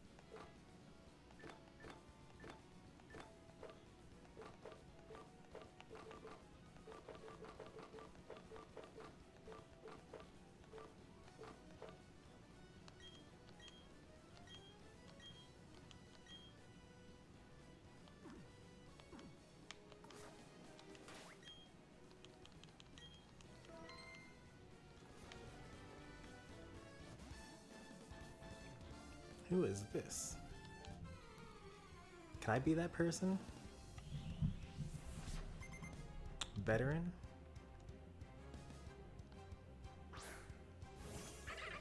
I would love to have that as a persona.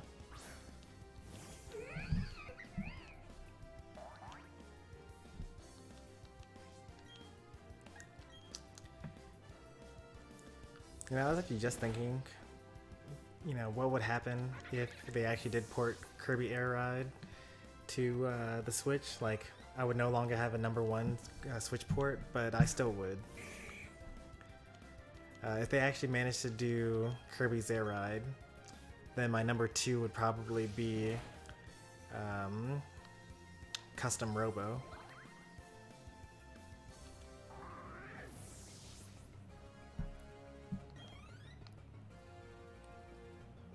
See you, Mary Muse. Thanks for stopping by. Good luck on the Elite Four.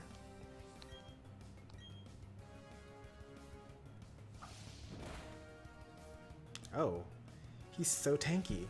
What?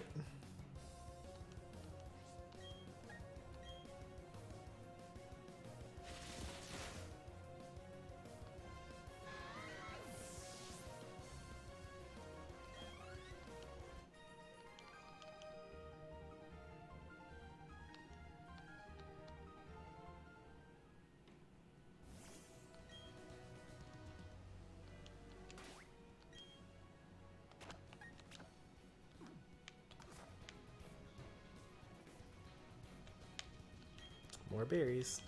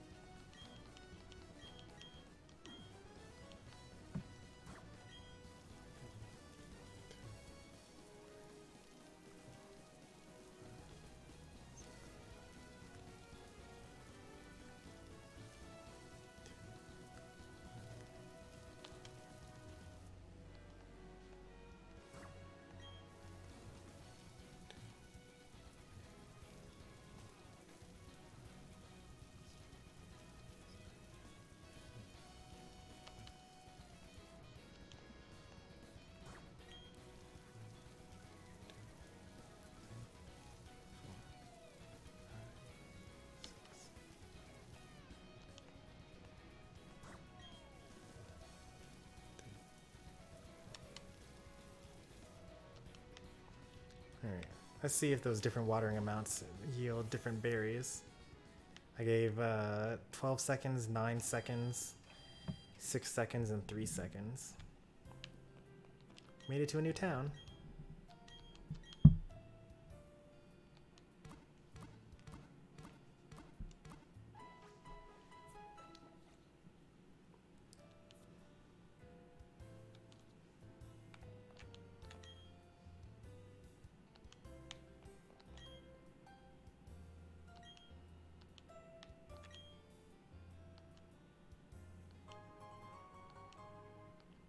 Thank you, I guess.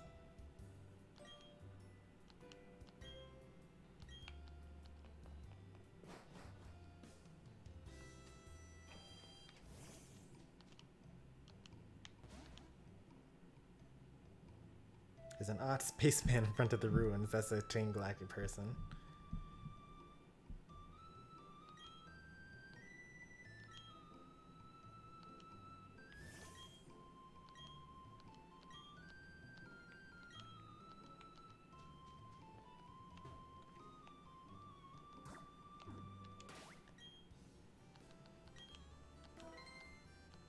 Wow, 101 Pokemon. We're doing pretty good. I think we need to get up to 400 to get the national dex.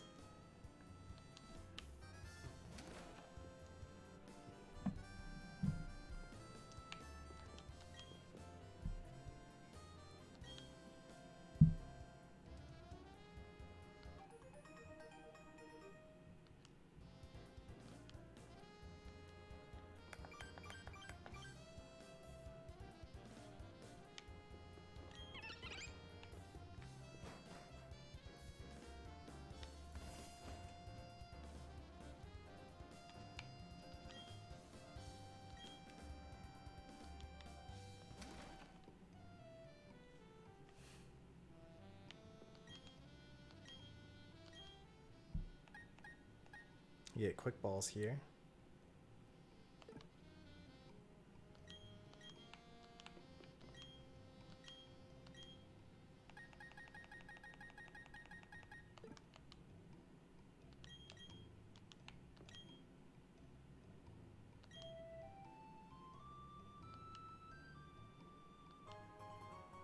Ooh.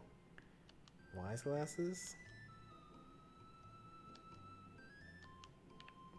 That's pretty nice. I like that. I don't have any special attackers on the team. I mean, technically, I guess maybe my Empoleon counts.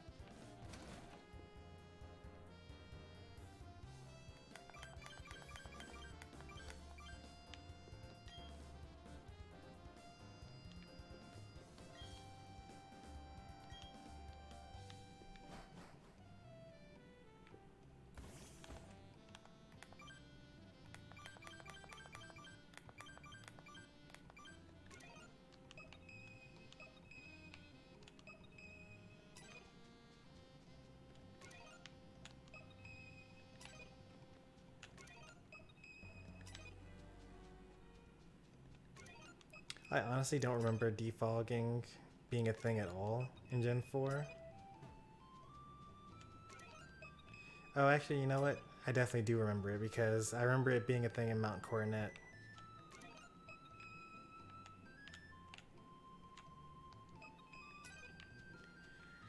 How unfortunate that you used to have to actually, like, what's it called there?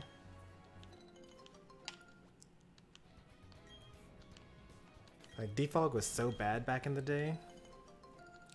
Now it lowers evasion at least.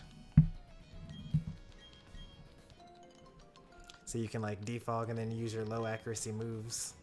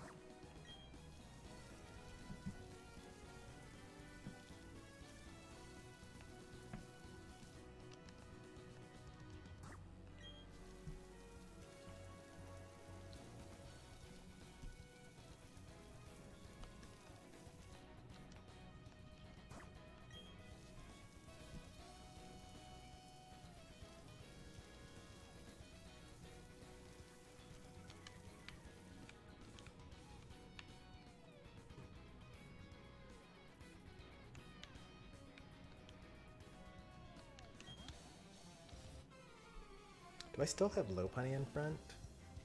No, I should have Empoleon by now. No, what if it has dry skin?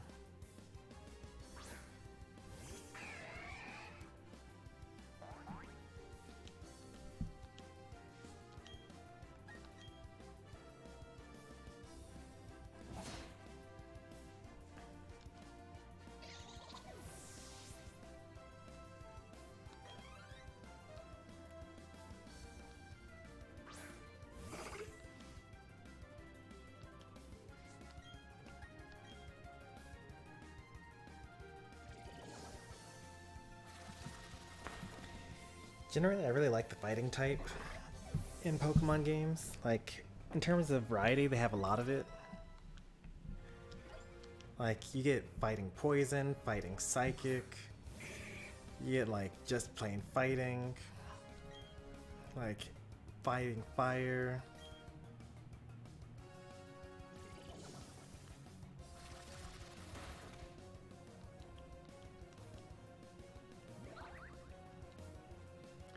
Like, if you were forced to do a mono fighting type challenge, then, like, you'd still have good variety. Fighting steel.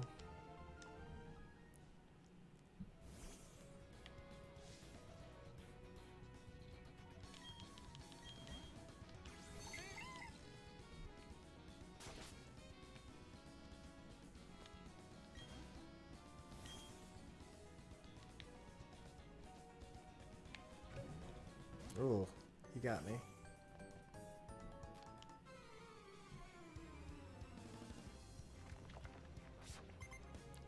Speed is a ninja's best strategy. Can you keep up?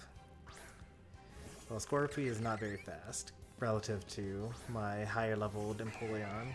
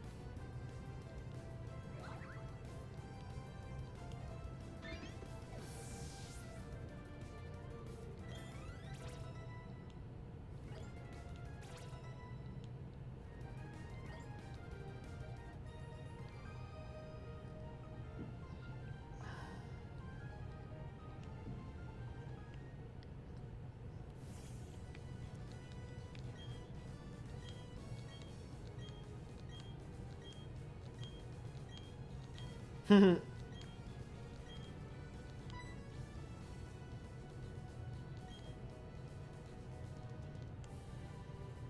it work up? Like, flatter?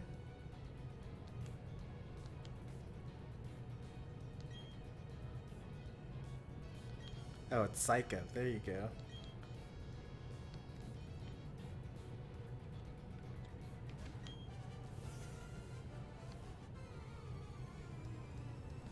I should have guessed psych up.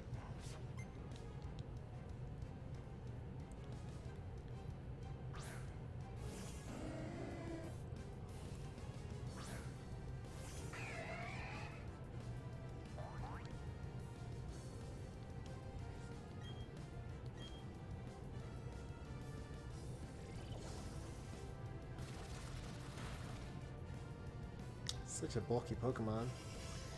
Luckily they use Reflect, so I can just knock him out with the Bubble Beam here.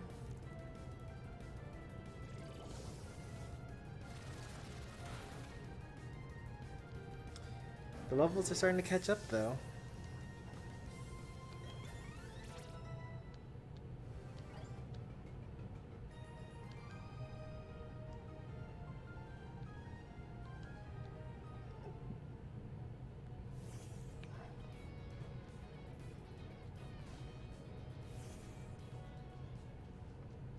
Alright, we are now otherwise stuck.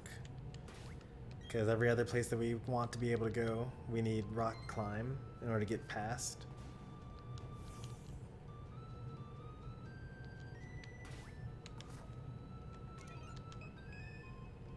Really, there's nothing here?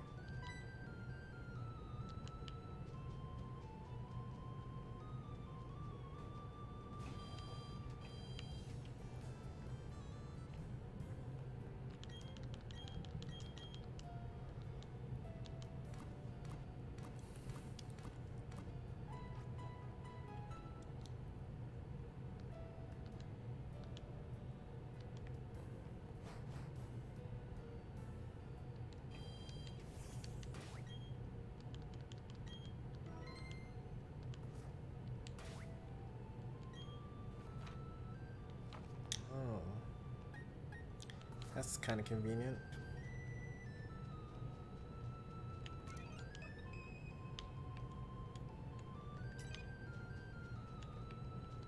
These are crude drawings of Palkia.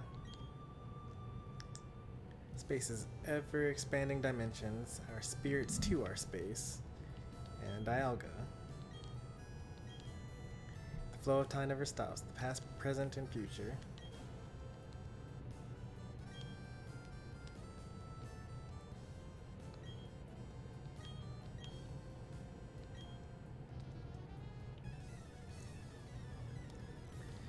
Alright, let me just clean up this grunt real quick.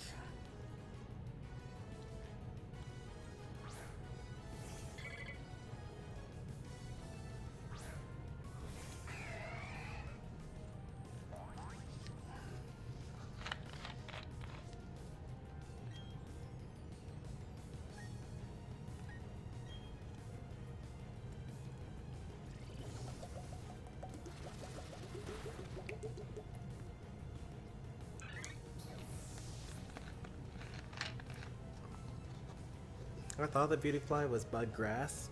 It was probably bug flying instead.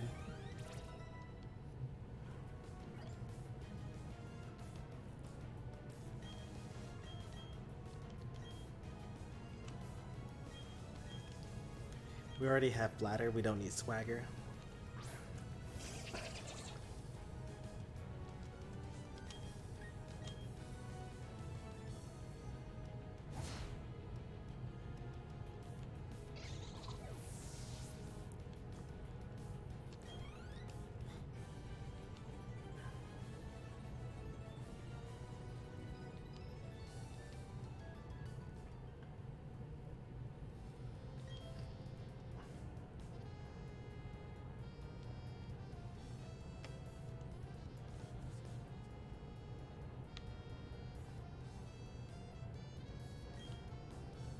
Oh, the other select panel.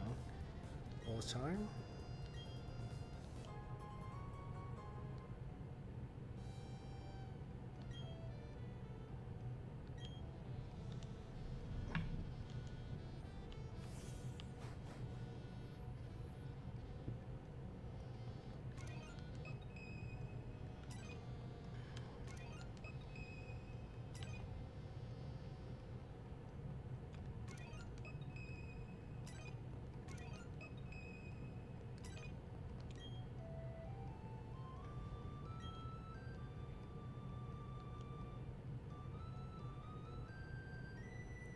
three strange things form a triangle. In the middle of them is a shining sphere.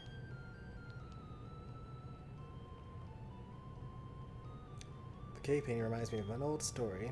There existed a being so powerful it was considered a deity at the time. Opposing this being were three Pokemon. The three kept balance with the one, as if they formed a triangle. It's an ancient legend of Sinnoh that is still told to this day in Celestic Town. You should take these. They belong to my granddaughter, but she's not using them.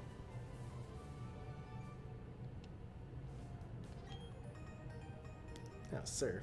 Nice. I should probably replace Bubble Beam.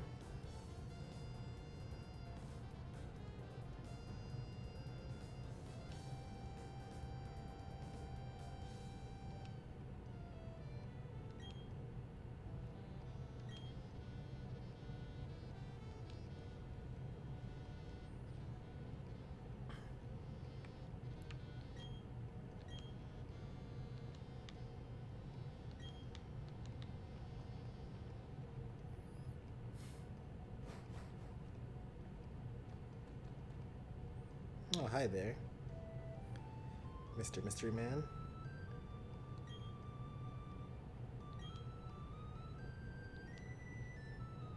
My name is Cyrus. I seek the power to create a new world, a world without strife. Yeah, that's a pretty noble thing there, Cyrus. Maybe I can help you with that?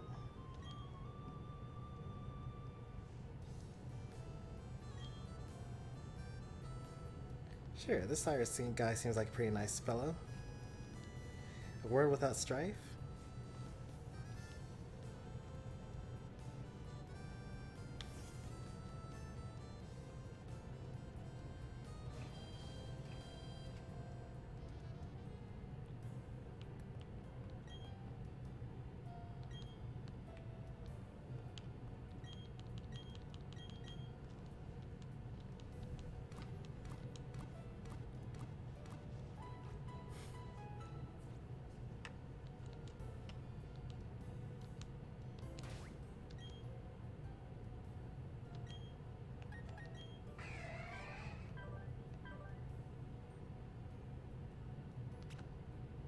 .65 base power, 100 accuracy.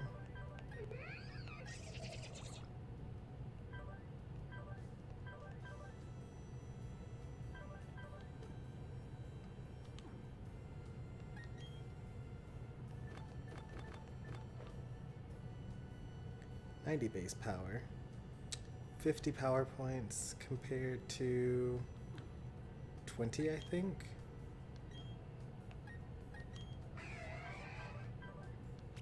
Compared to 20. I wouldn't have to worry about things actually living, at least.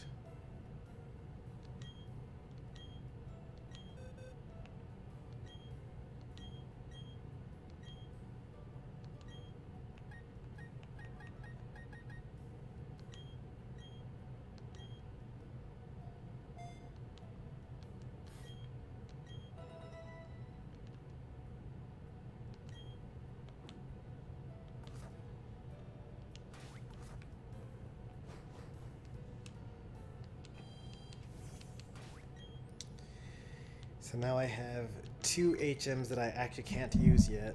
I can't use Strength and I can't use Surf.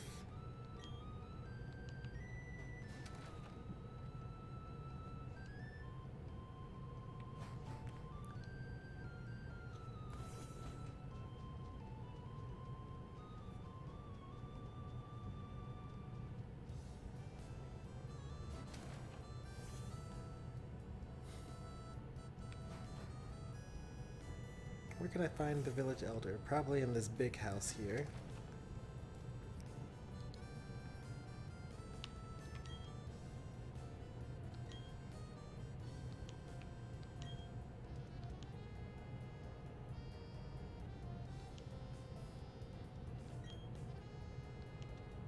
Who is this person? My big sister is studying the myths of Sinnoh. She wants to know how people and Pokemon interact in the days of myths. Were things different back then, or were they the same as now? I'm assuming that that must be another granddaughter. I guess that must be Cynthia then. Yeah, this is Cynthia's little sister, I guess. I was trying to figure out whether it was Cynthia's aunt or her sister, but definitely got to be aunt, sister.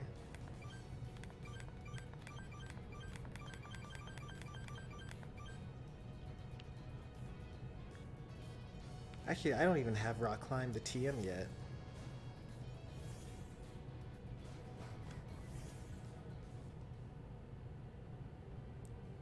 So can't use strength. So I'm stuck here.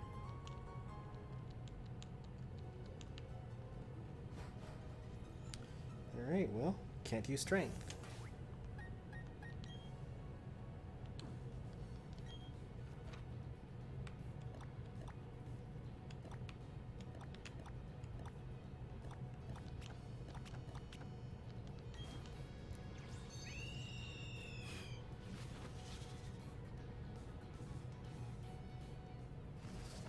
Let's do some double battles.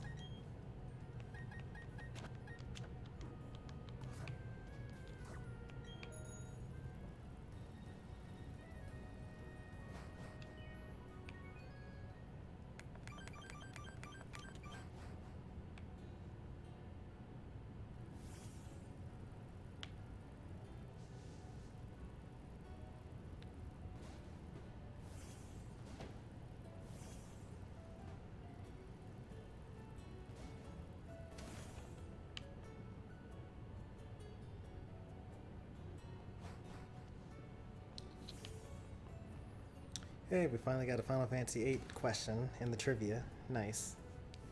Took a while. We're closed. Oh no. When are you open?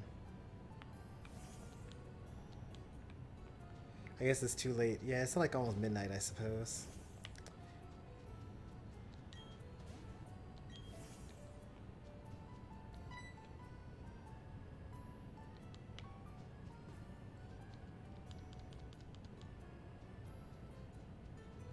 Huh. That doesn't seem like a patch of grass you're actually able to go to.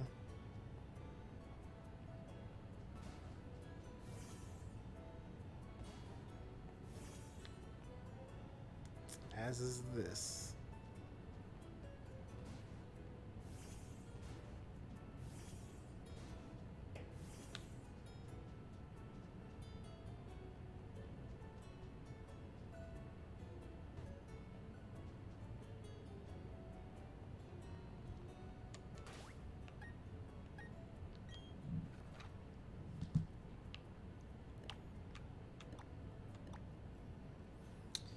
Should we defeat another gym leader here? It's been a while since we've defeated a gym leader, and we did spend the beginning of the stream doing underground and berry stuff, which we usually do at the end of the stream. So I guess we can end the stream after defeating this final gym leader here.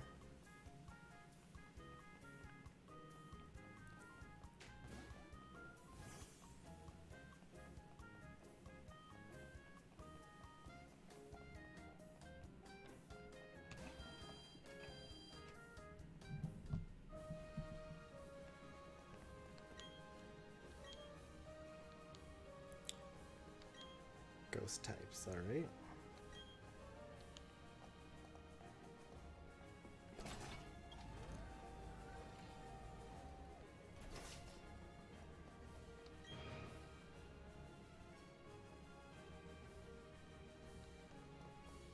Okay.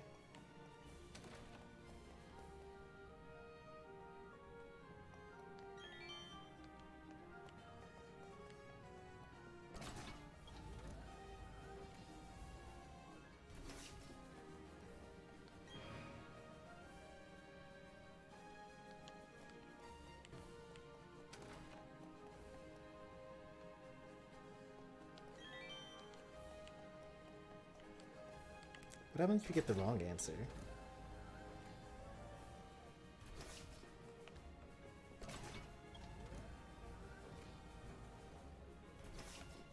do you fight more people? Because like usually you fight trainers, you know?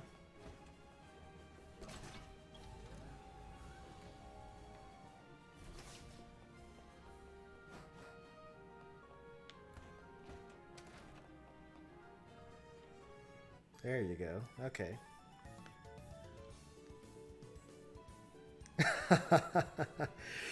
What? No, I would never. Don't be silly.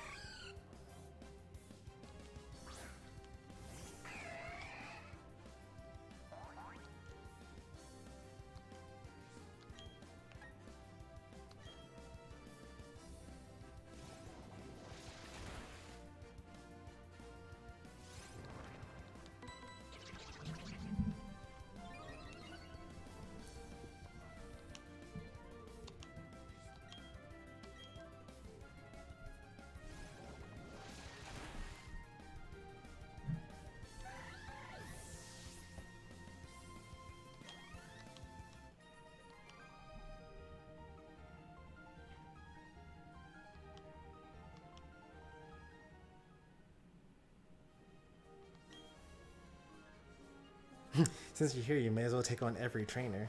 Yeah, that's what I'm saying. Alright, so only wrong answers.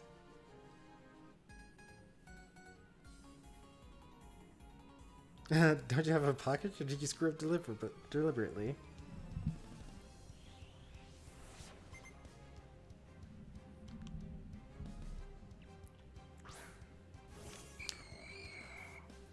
Just getting off Unite, nice.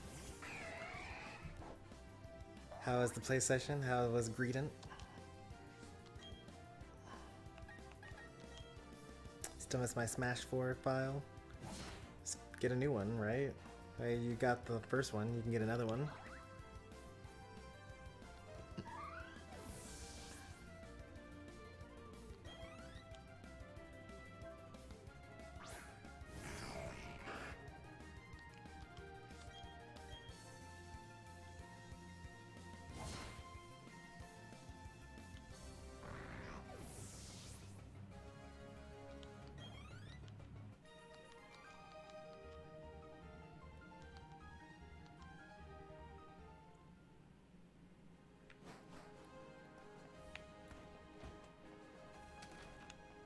We need to learn about Meta Knight. He's got 5 jumps. You can use it to camp, or to edge guard, or to actually land.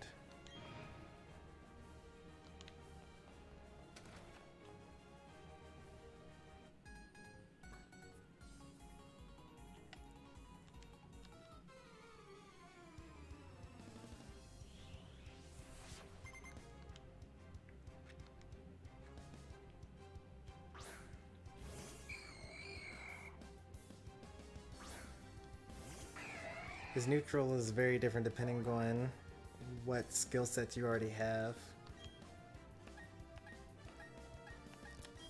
Like, if you know his ladder combos and his bridge combos, then you're going to be basically playing at burst range distance, and then you zoom in, get a dash grab, or you get a dash attack, and then you bridge them to the blast zone and kill them, or you ladder them up and then you up B and kill them.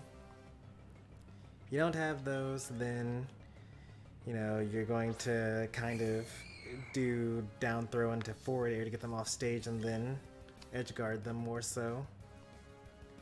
And you can use back air, which is pretty safe if you're retreating with it.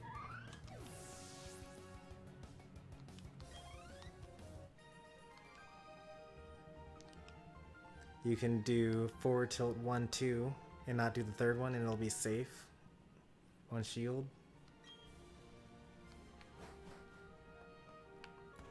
If your opponent's like really bad and likes to jump back onto the stage, then you can just rapid jab at the ledge and it just kills them for free.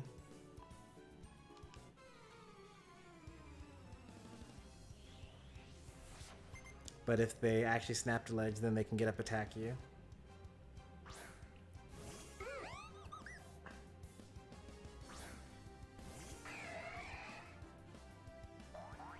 Knight has pretty good threat range. Like, his threat bubble is very big because his dash attack is so huge. Like, it's basically snake dash attack.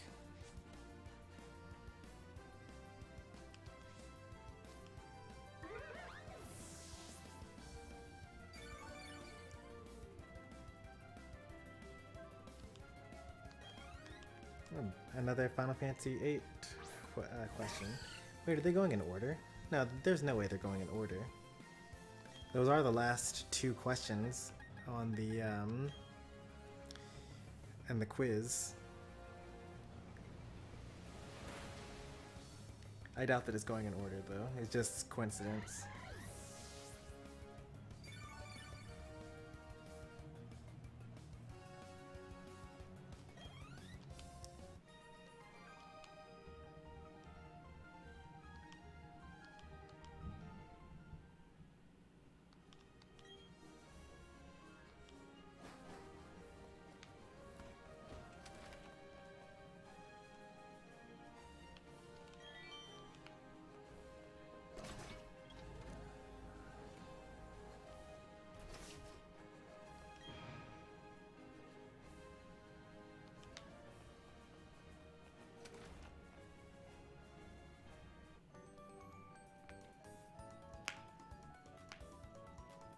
I probably studied more about Pokemon than you. Well, given that you were programmed by a game developer, or the Pokemon company, that's probably true.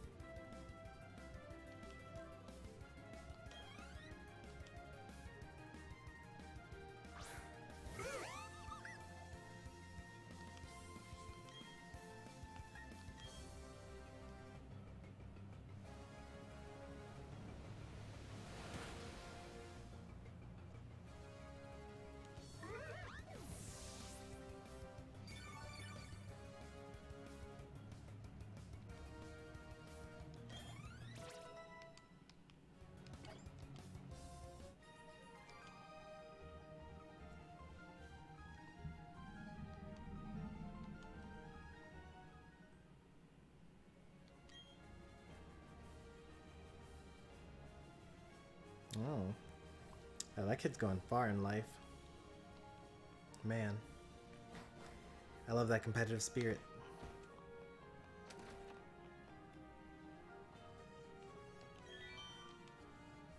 Wait, what?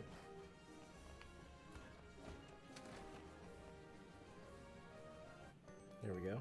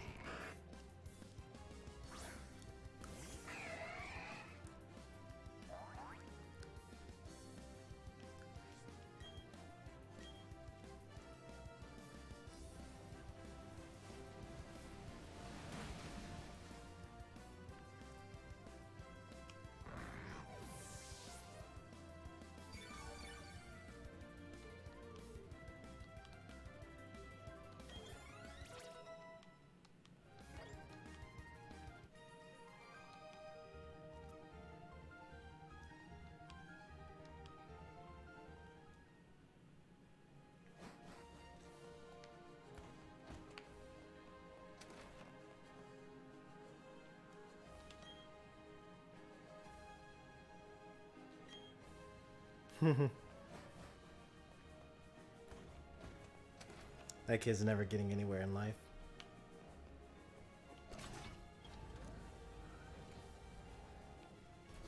He should learn from his neighbor.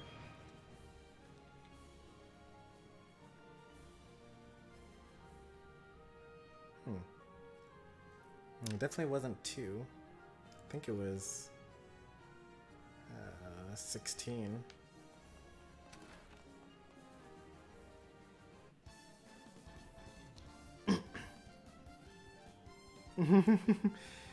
Seriously, kid, why don't you answer the quiz properly? You could get to the gym leader without any problem. Wasting my time. Now I gotta knock you around a bit.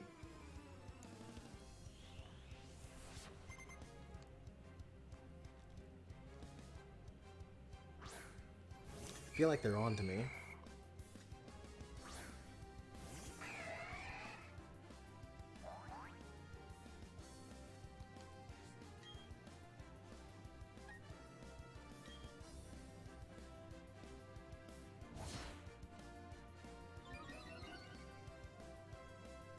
I like that attack raise. I can now use Aqua Jet instead of Metal Claw. Metal Claw can miss.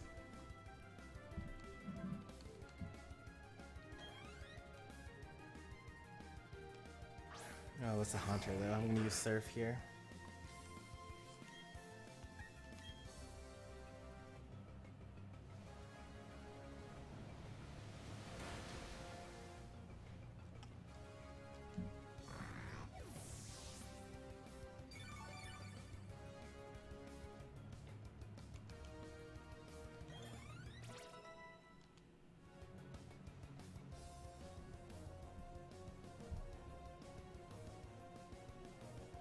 That's pretty close to what I run.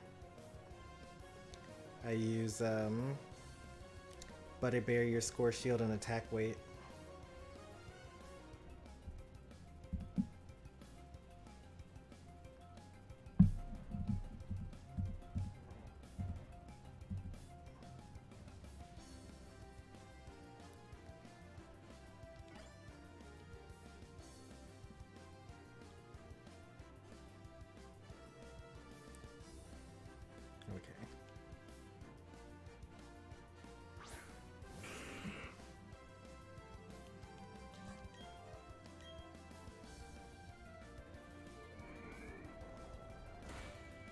The reason why I use attack weight is because Belch uses a lot of your attack stat. Like has a ratio higher than 100%.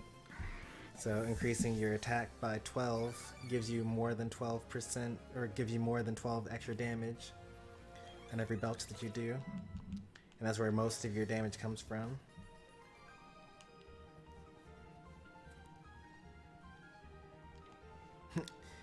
I kind of deserve that, didn't I? I need to stop mouthing off.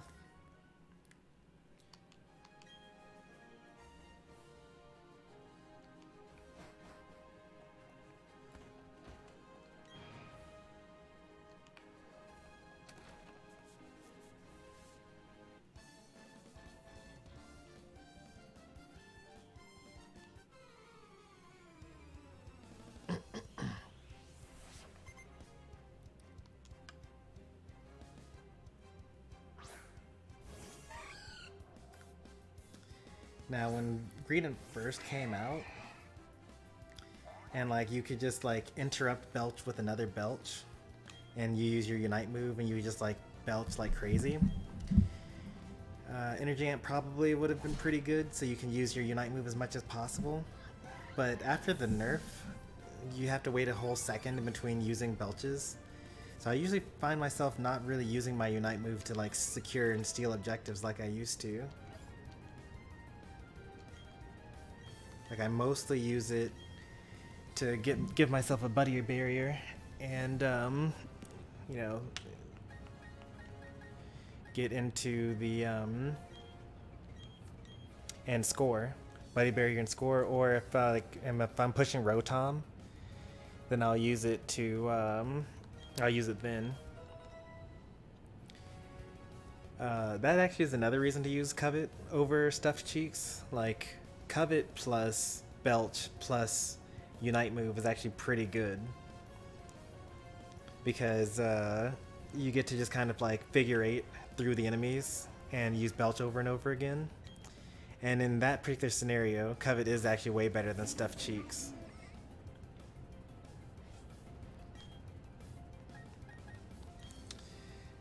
No one got the Final Fantasy VIII Best Girl trivia question. There's always next time.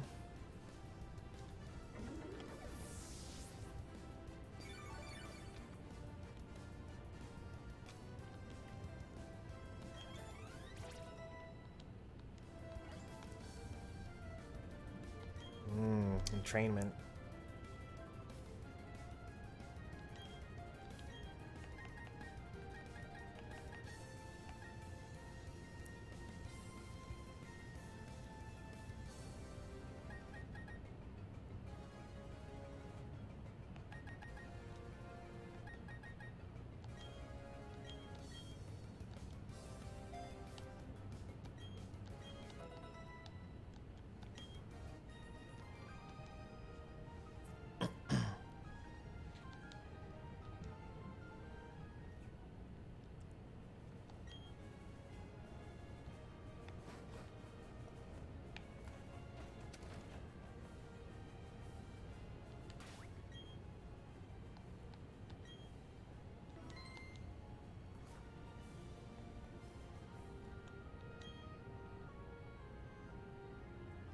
Oh, ho, ho, ho, ho, ho.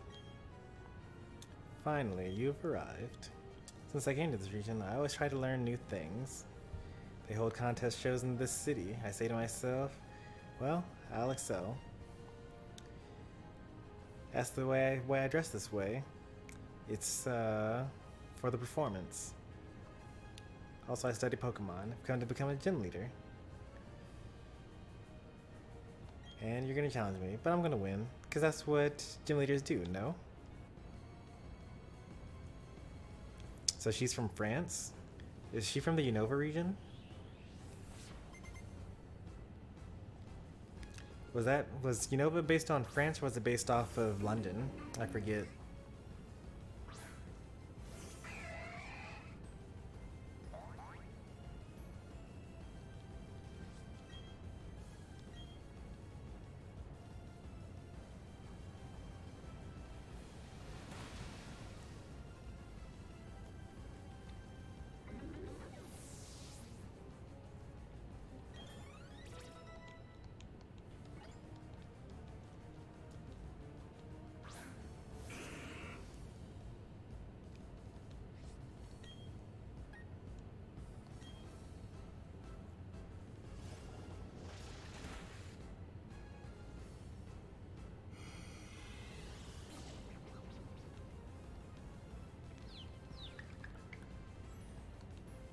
I didn't want to get curse bodied with on my surf, so I used Aqua Jet.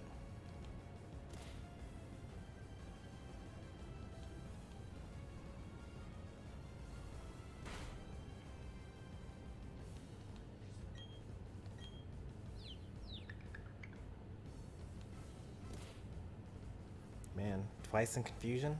Pretty unfortunate.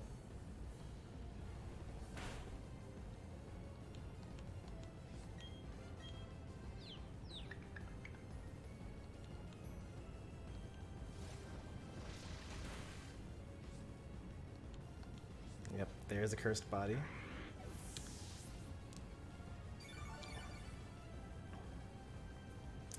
It probably would have been better if I used surf there and just like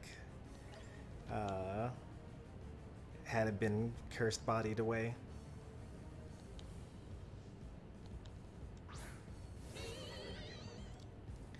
Especially since I think Miss Magius is more special attack than, or special defense than that's kind of annoying.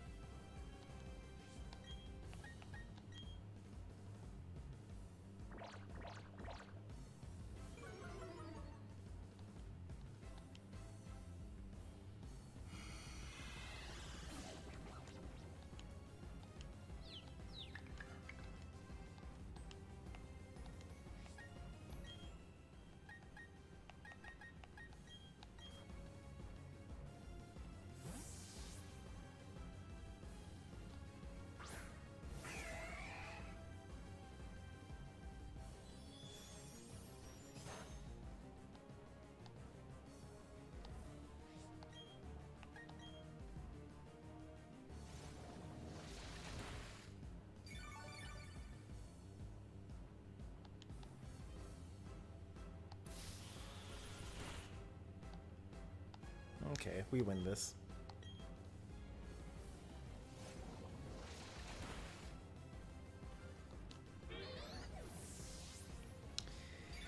Have a good night, emailer.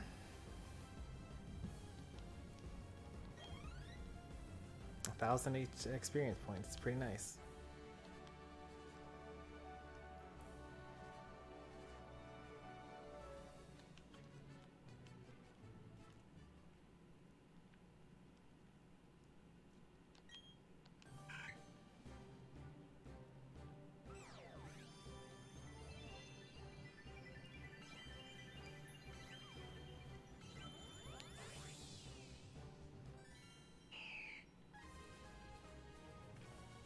Got Altaria, nice.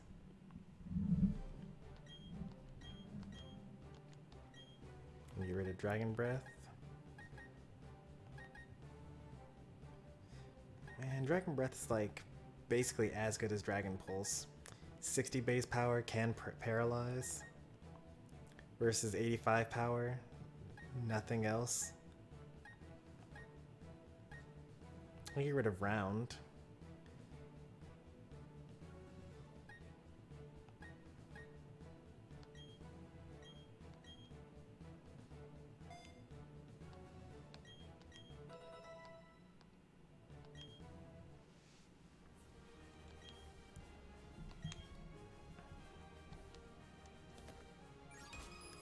Got our 5th gem badge.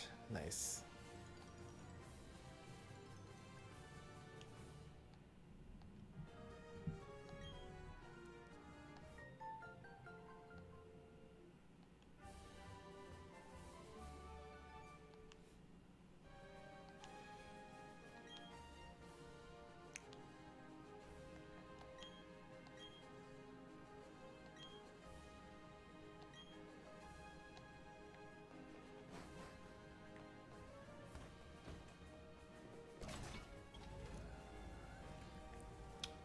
Pretty good.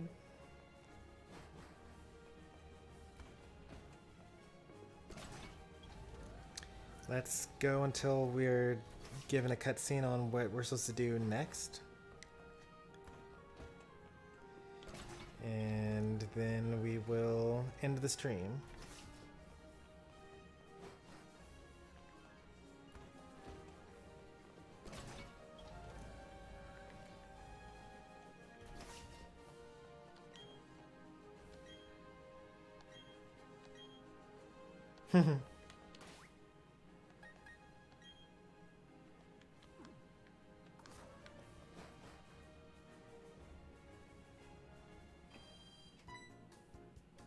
Hey, Cynthia again. You're not easy to track down. Grandma told you what you did in the Celestic Town.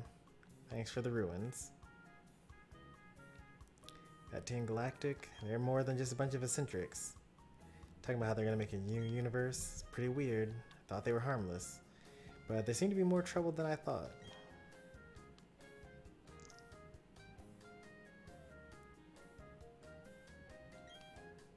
Go to Canaclave City.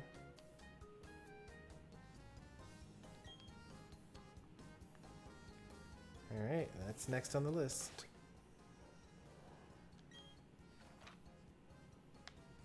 We now have Surf, so we can actually go over there.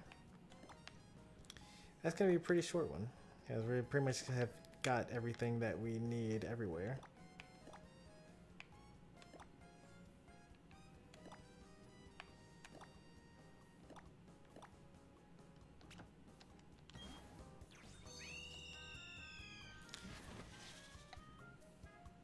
So now I know where we're going next.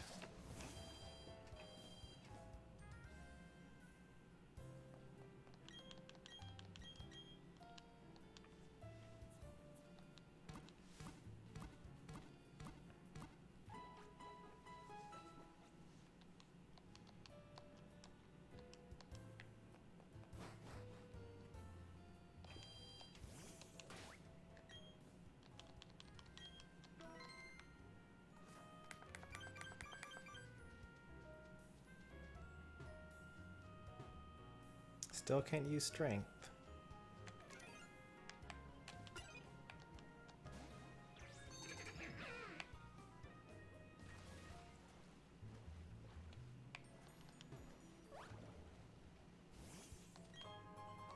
Ooh, Mystic Water. That actually might be better than... No, that's not better than Shell Bell. I mean, it does more damage than Shell Bell, but...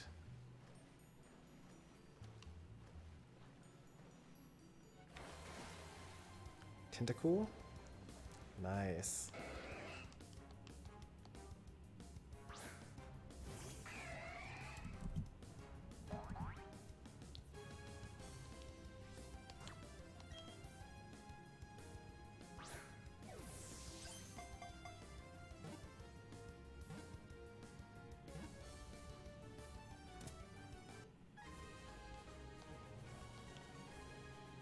Is Stormy a legendary Pokemon? I'm more like a mythical Pokemon. I'm in the game's save data or file game files, but there's no way to obtain me. Yeah, besides the hackers, of course.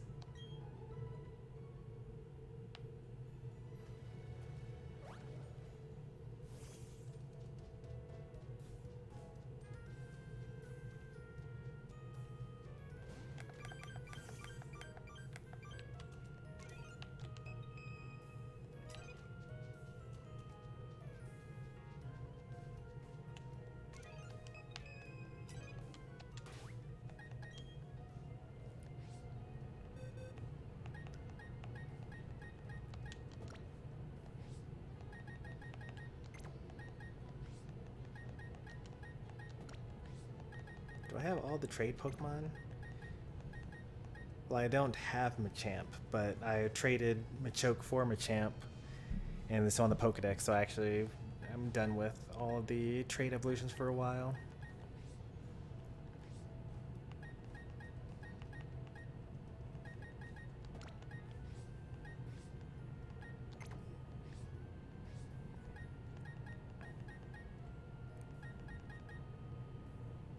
Wow, you get the, what's it called, level 1?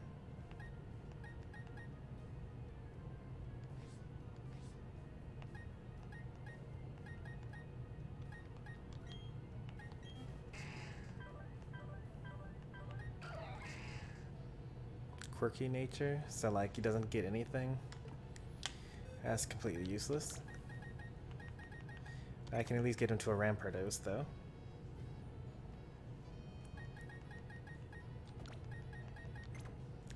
Still don't have these eggs evolved, or eggs hatched.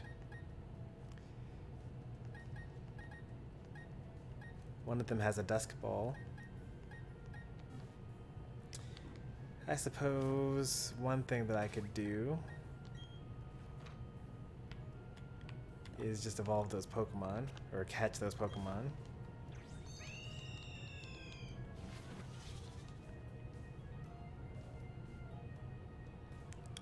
You know, the weakest Pokemon in the world actually is a glitched Pokemon, Missing No. It actually has 0 defense. Like, no Pokemon in the world has 0 defense.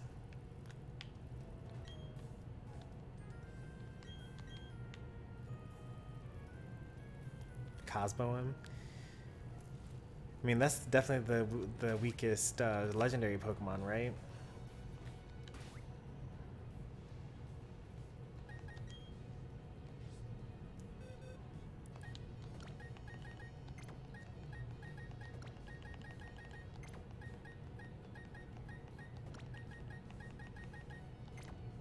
Let's get these eggs going.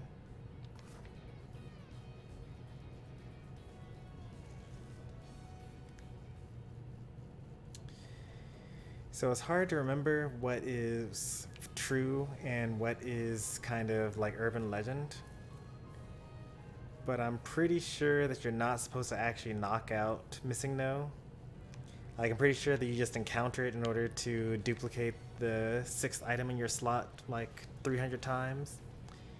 But then after that, you're supposed to just run away. So I feel like the experience points you get from Missing No messes things up, and you're definitely not supposed to catch it and put it in the box. Because it like just over time erases all the Pokemon in your boxes and eventually it erases your save file. But that's what the rumor says, at least. I don't actually know whether that's like actually fully true.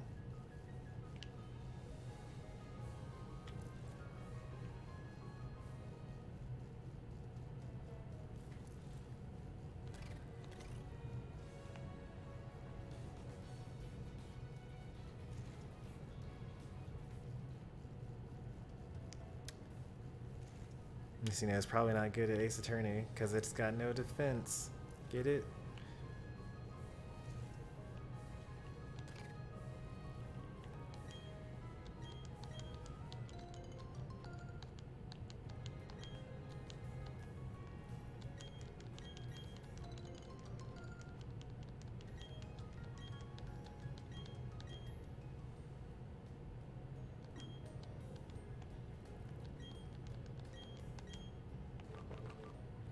Since it's the next day, I should be able to go to all the things that happen once a day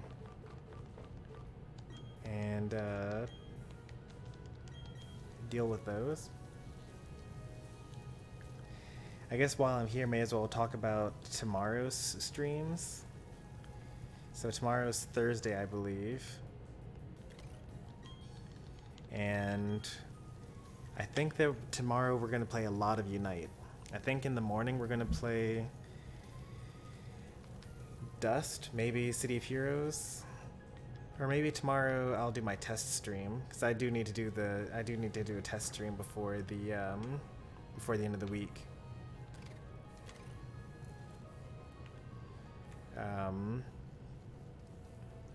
Yeah, so I guess tomorrow morning we'll do the test stream, and then in the evening we're going to play like a really, really long Unite stream, like 4 hours or so.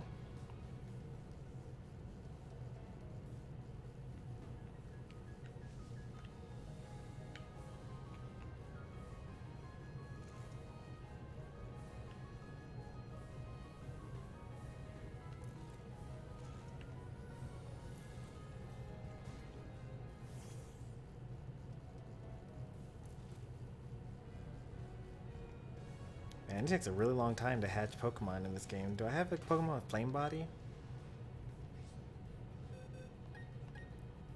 Run away.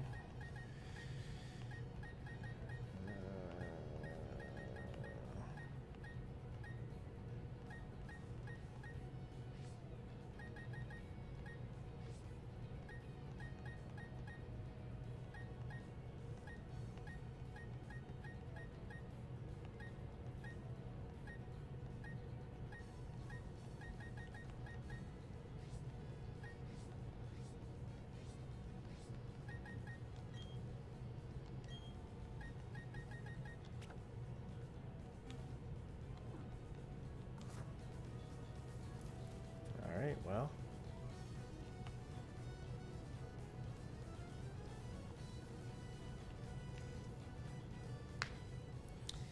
I just gotta do the base amount instead of the extra flame body amount.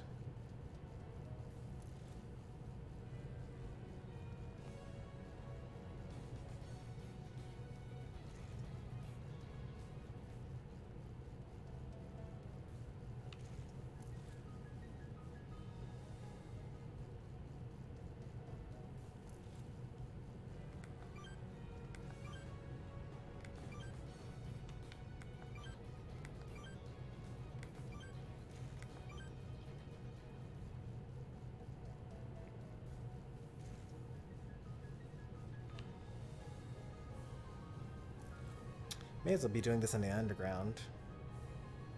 Let's go to the underground.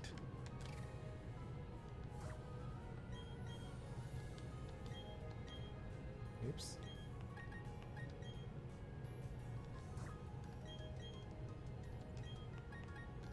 Oops. Well, this is fine. I can play alone, I guess.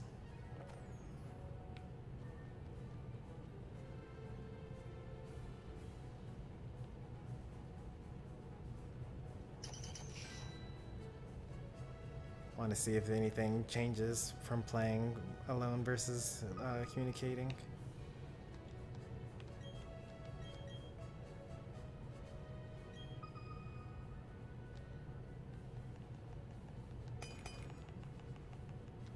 Oops, did not mean to do that.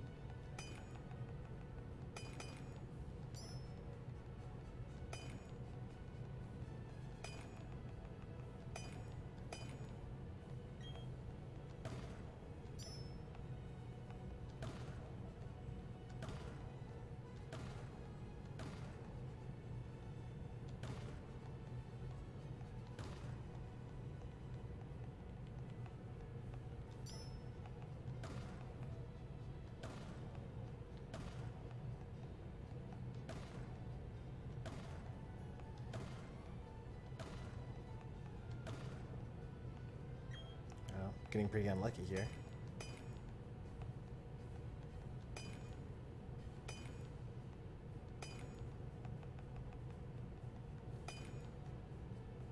I can't find a single one. I mean, they're all small, but like,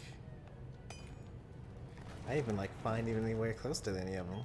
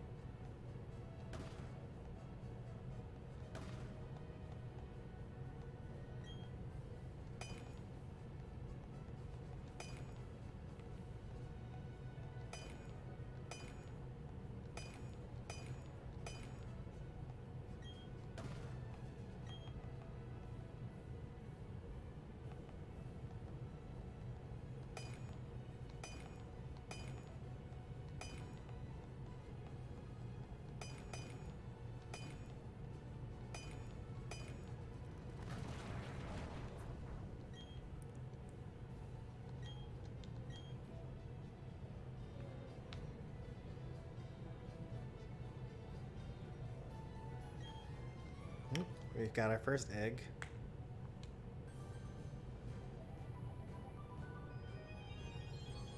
And it's got its own special music and animation.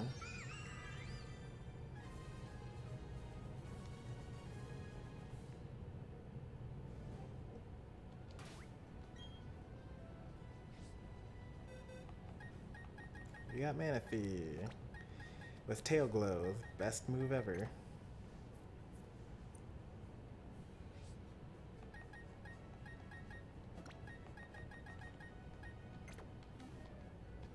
It's like Nasty Plot, but even better.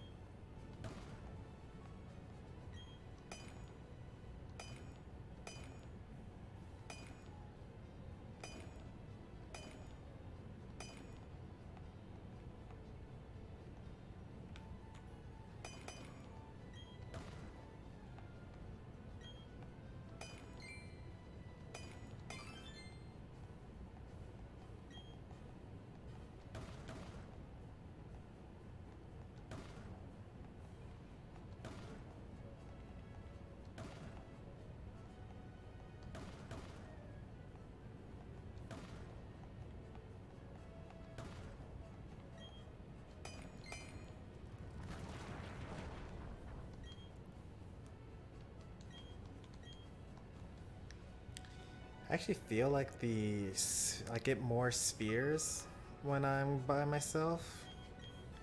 And obviously this is just a feeling. Like I think that you get more boxes when you are with people.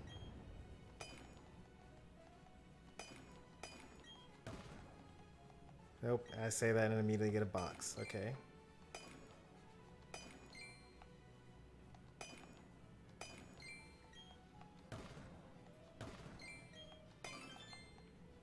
I've even never seen that box before. What kind of box is that?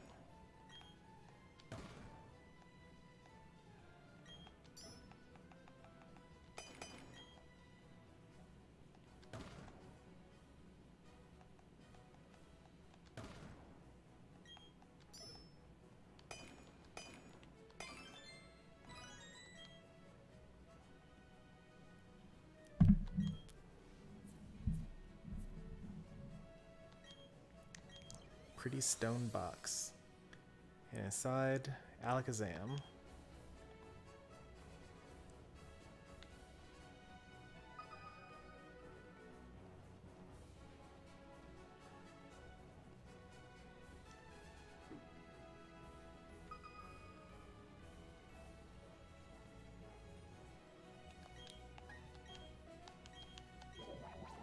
Wonder what happens if you go in without the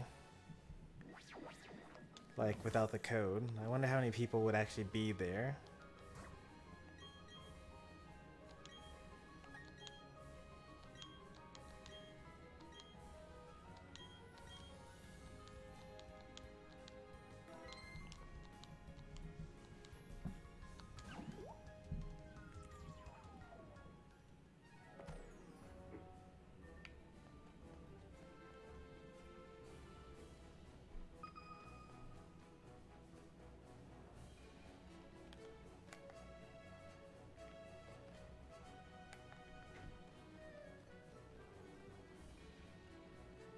I see someone.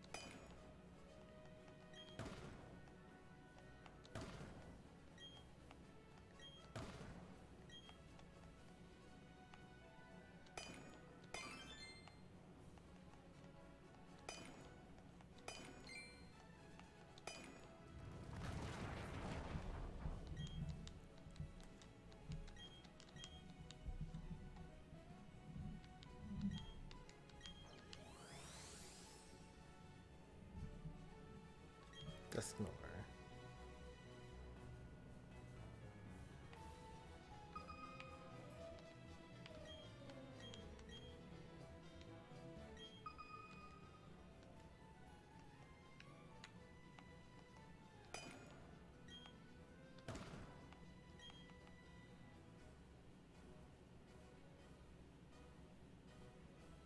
You can check other people's bases, but you can't interact with people.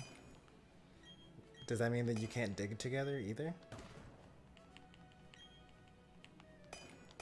Because there weren't really that many interactions you could do with people anyway.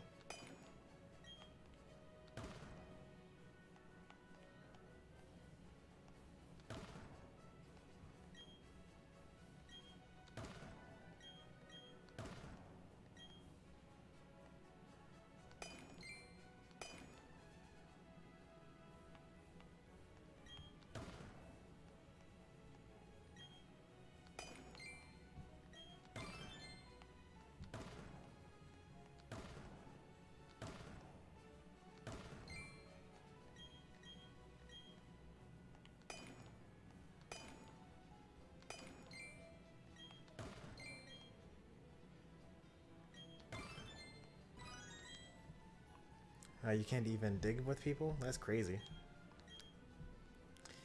At least it seems as though other people being in the underground is contributing to my Diglett count, because I've just been digging and the counter has gone up from 3 to 11.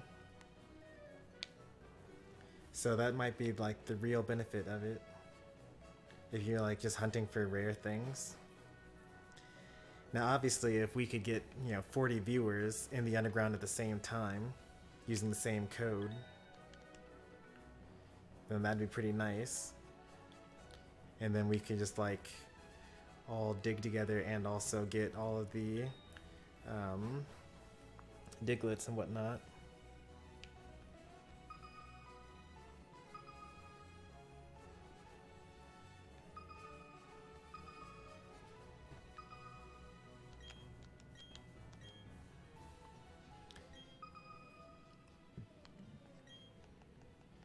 You can see how many people are like actually in the underground.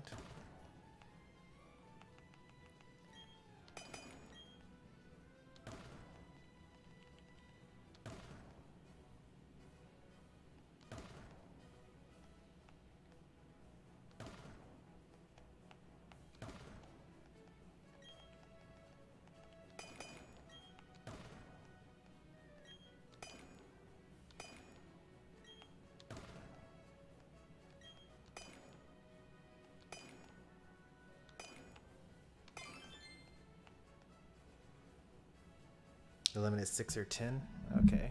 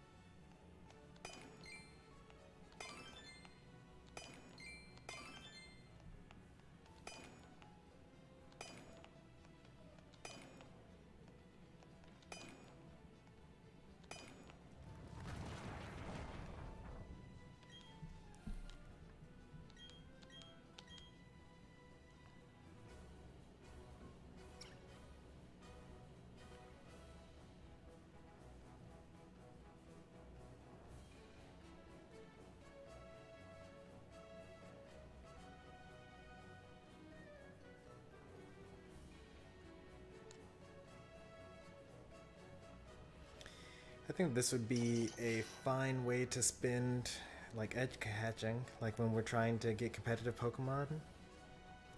Just get a whole batch of Pokemon eggs and just like go in the underground and then just like, you know, just look for stuff.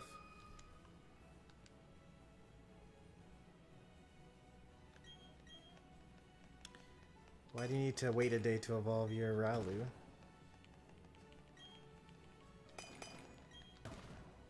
Does it only evolve during certain times of the day?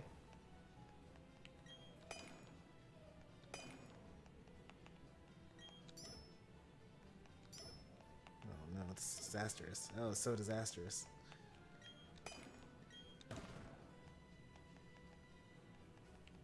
Only in the daytime.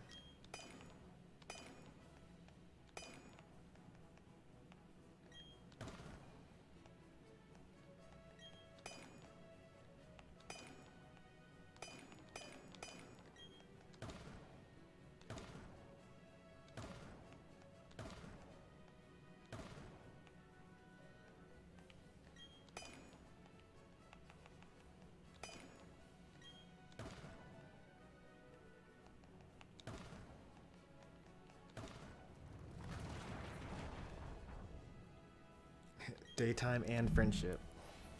Well, I mean, that's what, you know, Espeon and Umbreon had to do.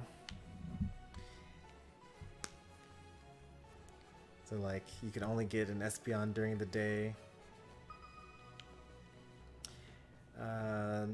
You could just time travel. Just, like, change your Switch's system clock. That worked for Sword and Shield. If you like really wanted it right now.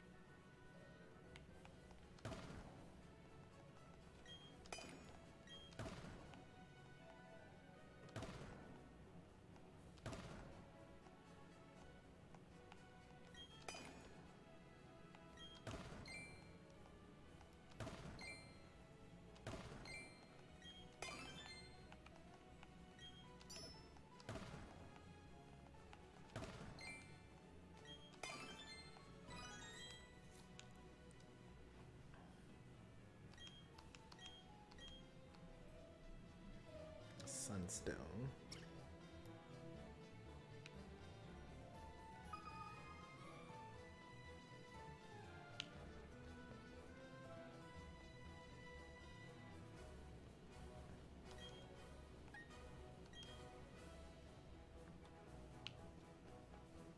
One, two, three. Count 3 people in the underground. At least I see 3 dots. It could be that 4 people max are allowed.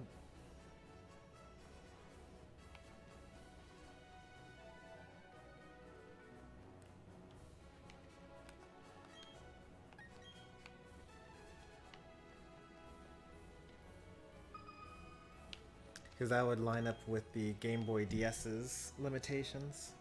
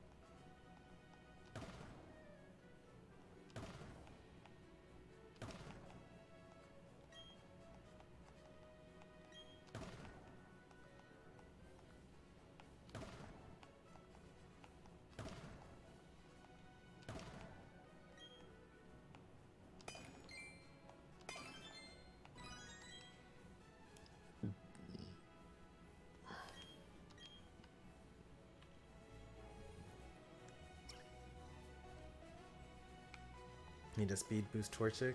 Well, you're gonna need an ability capsule, right? That's the hidden ability. All Torchics get Blaze. Which is better for Dragonite Specialist's physical. Well, I mean, that's kind of one of the benefits of Dragonite. Like, he's got such high stats in both, you could run either. You could even go as crazy as to run a mixed set, but I wouldn't suggest a mixed set ever.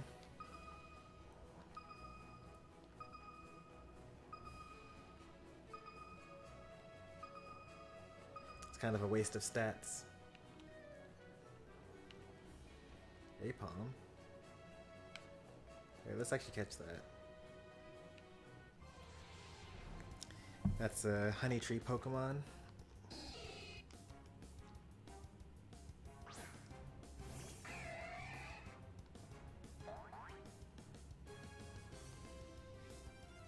Level 40? It's pretty tough, actually.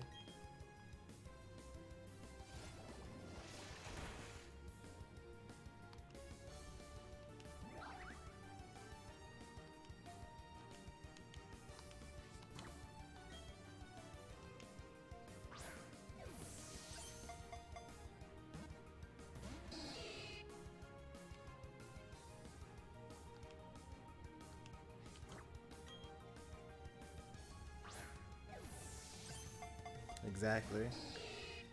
Stats are just all bad.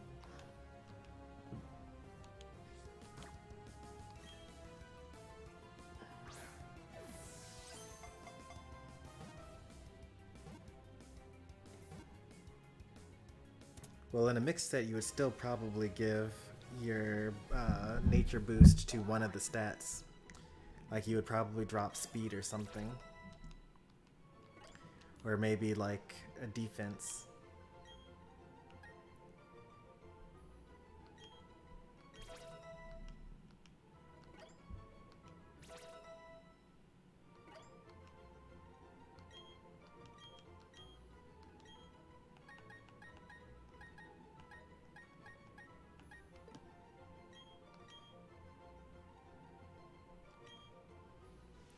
I guess you could also go with a neutral nature, then you wouldn't be losing anything.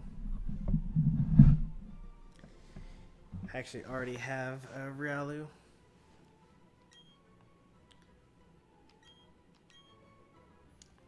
think I caught one at some point in time.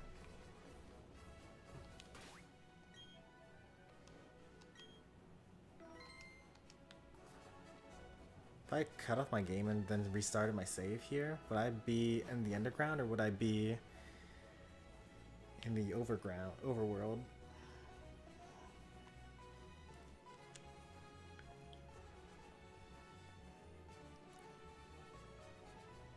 Oh, just for the ID. I'll go through the process of collecting IDs at like later on. Like I actually don't have access to the lottery right now, I don't think. So I'm not in a rush to get IDs.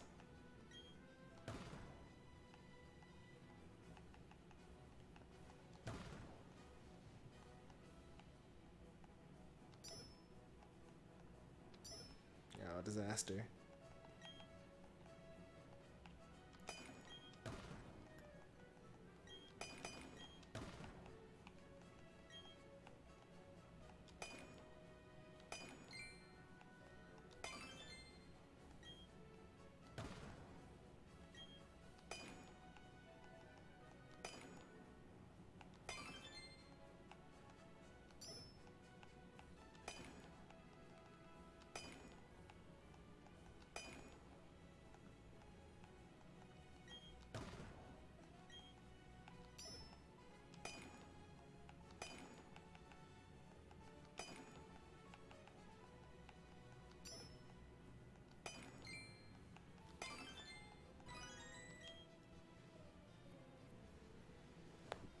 No thank you on the Wobbuffet. I don't have that on my regular Pokedex yet.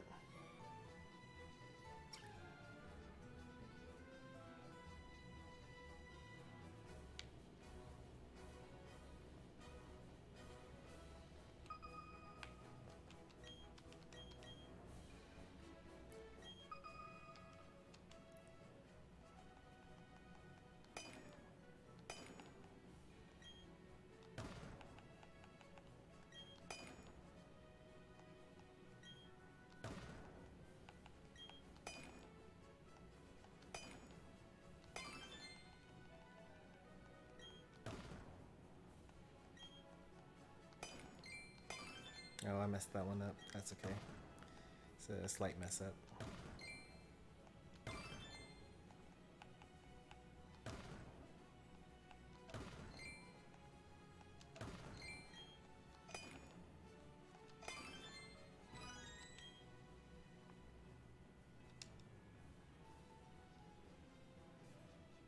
Take it and counter Cynthia's Garchomp. I actually do plan, well I don't plan on, like one of the mini double sets that I plan on running is going to be like a ally switch with Wobbuffet combination.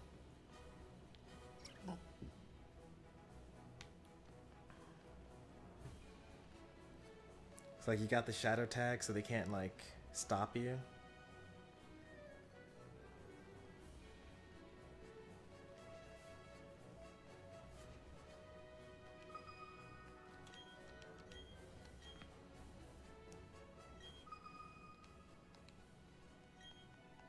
Wobbuffet shouldn't really need Sash.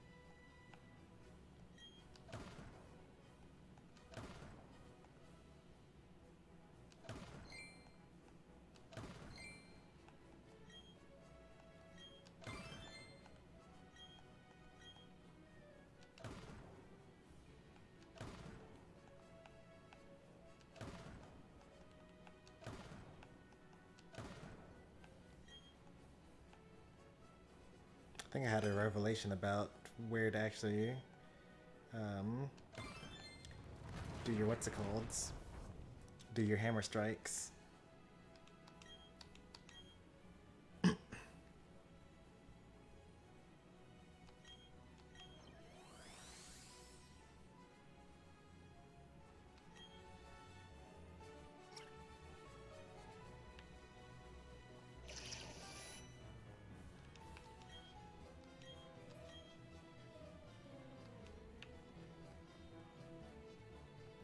These other two Pokemon eggs still haven't hatched, and that's crazy. And that's like after I used the bicycle strat. These must be like legendary Pokemon in these eggs. Like a 5,000 step limit or something like that. Like even my Manaphy hatched before these two.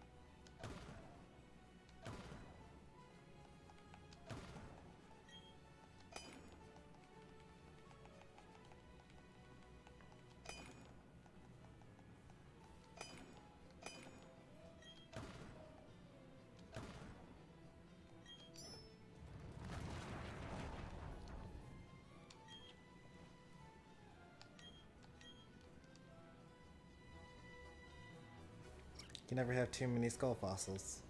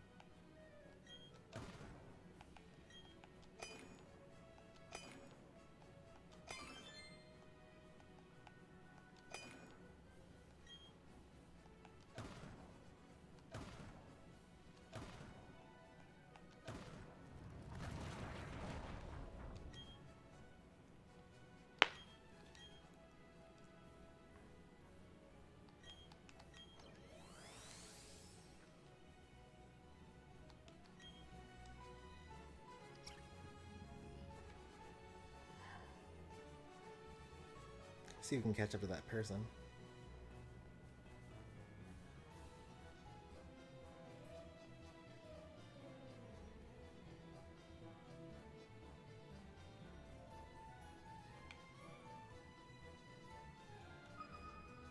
What? They're not even on my map. Oh, there they are.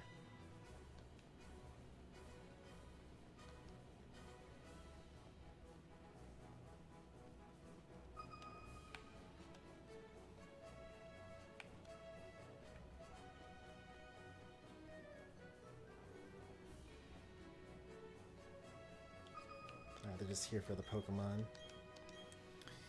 No one's ever here for the digging.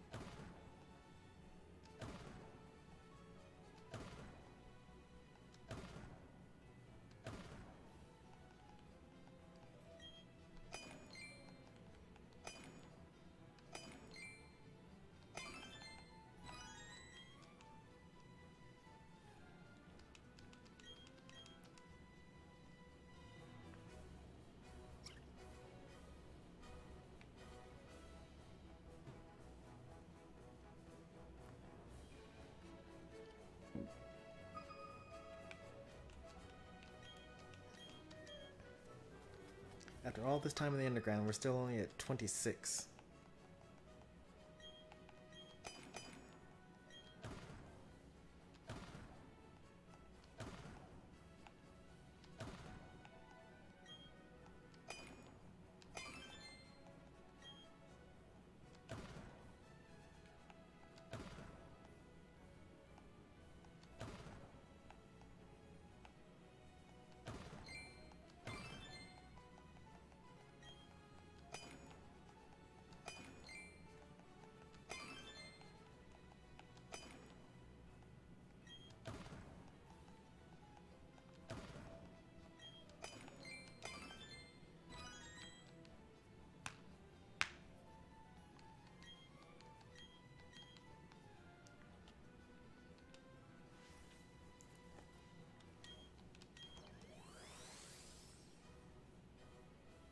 Ooh, Turtwig.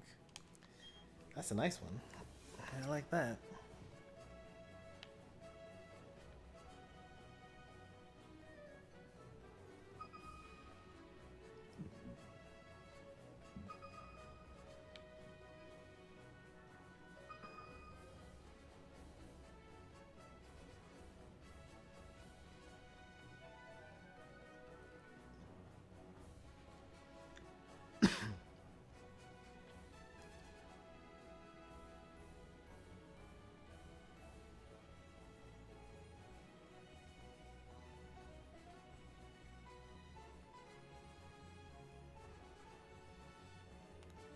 Found someone's secret base.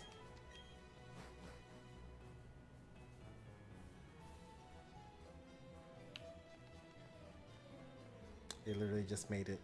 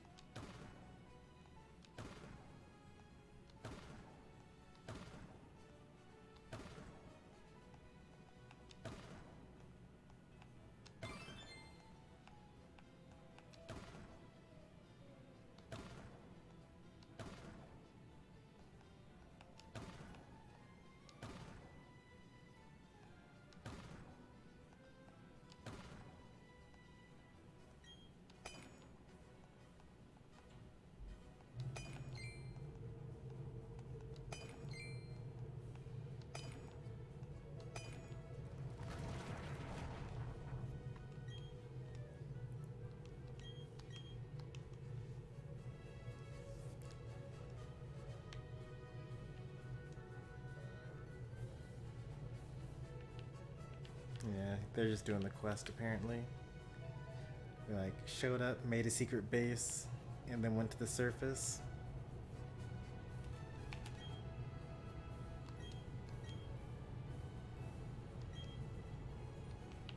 I always lose track of time when I'm down here as well. What time is it after all? Yeah, it's been like a whole hour. Whoops. Oh well.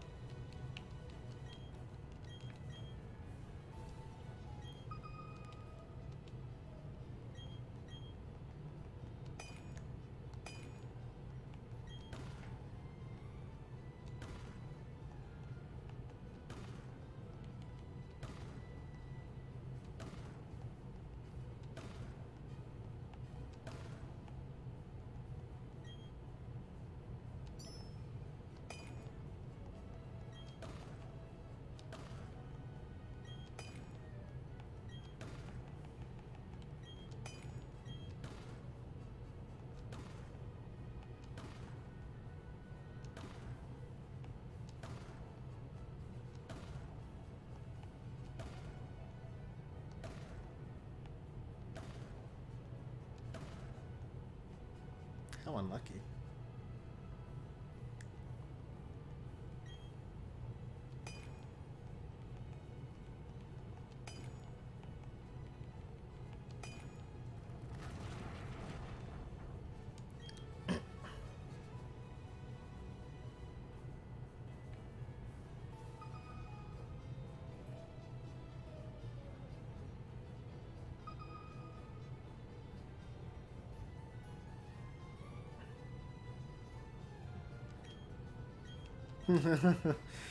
Oh no, they just keep on showing up to the same place.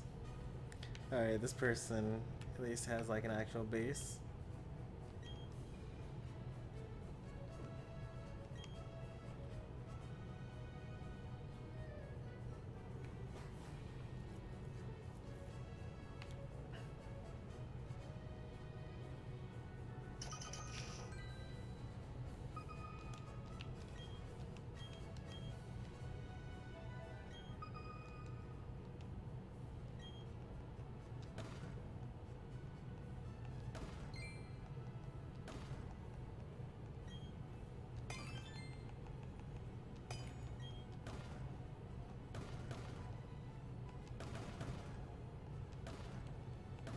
Well, this is interesting. Someone's able to interact with me.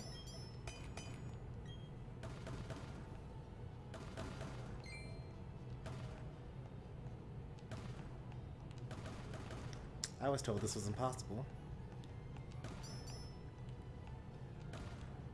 This is cool, though.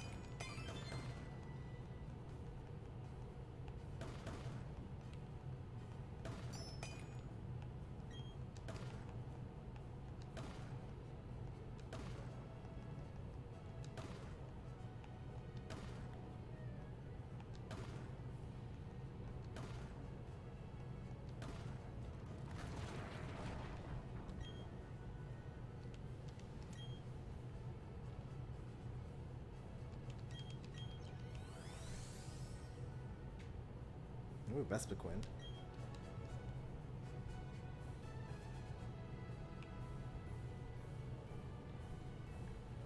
How mysterious.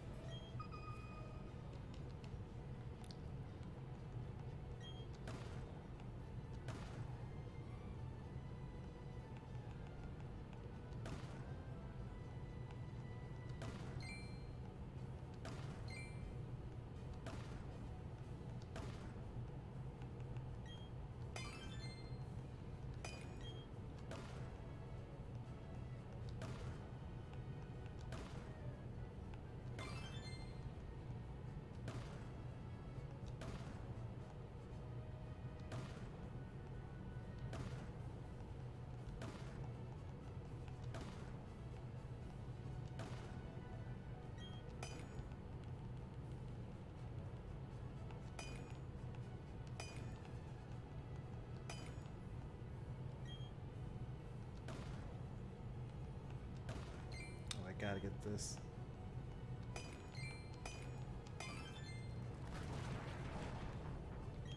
That was close. Almost mixed out on a box.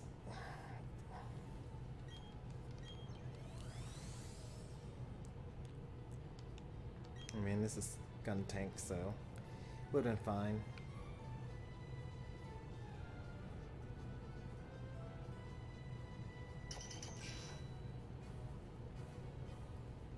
We're so close. 35.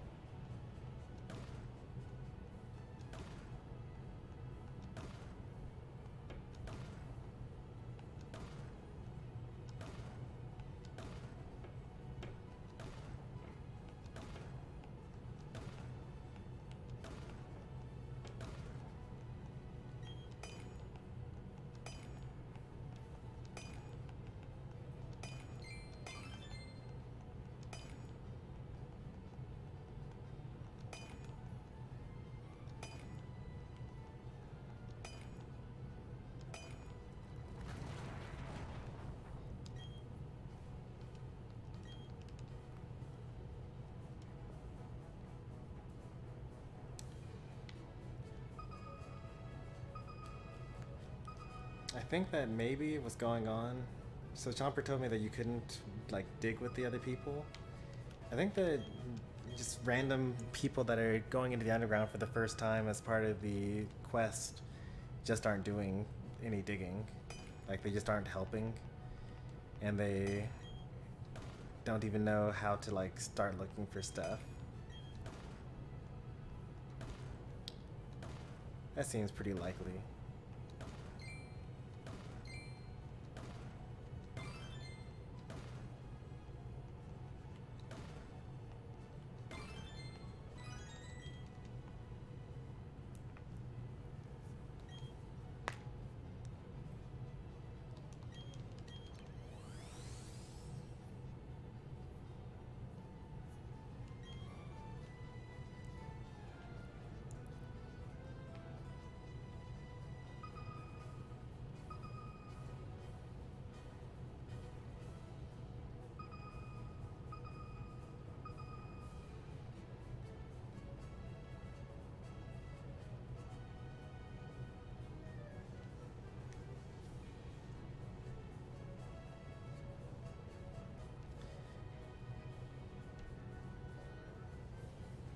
I do have eggs in my party, right?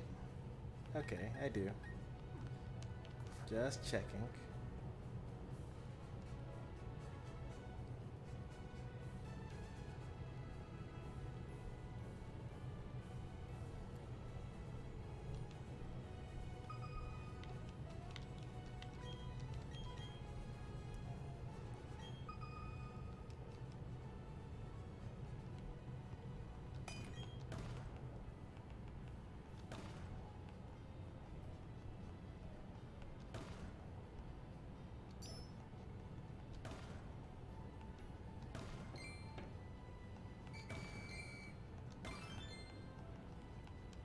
Looks like we got some rare statues now.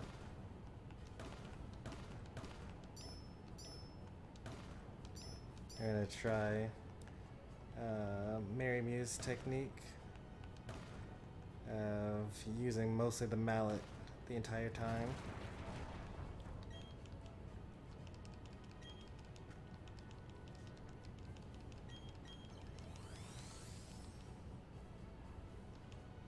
Togepi Statue, nice.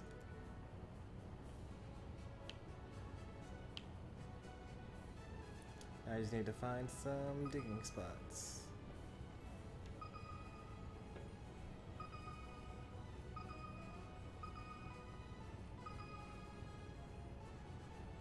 There are none.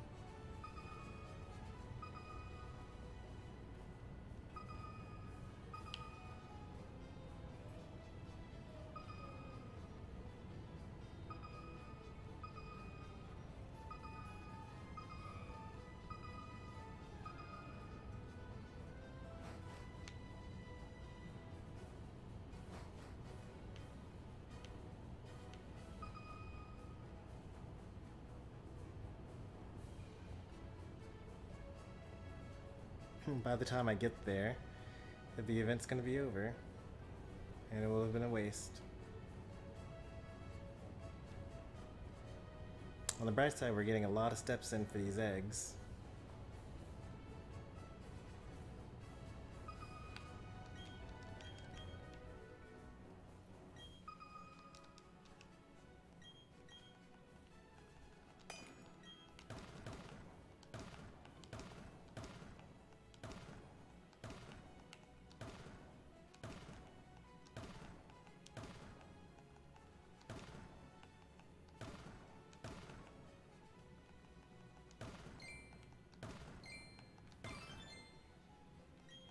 Where's my giant box?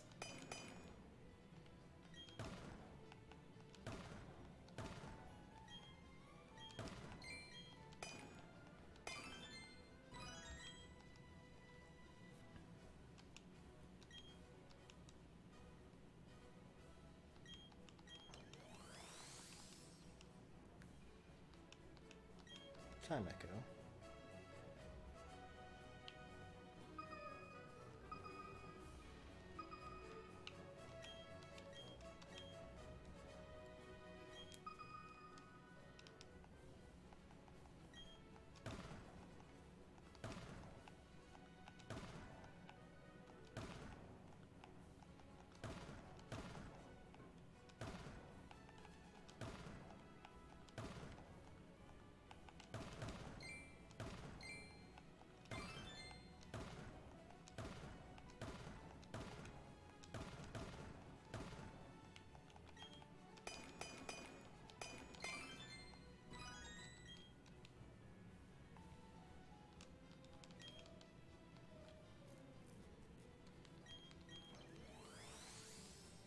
Shiny Salamence? Yep.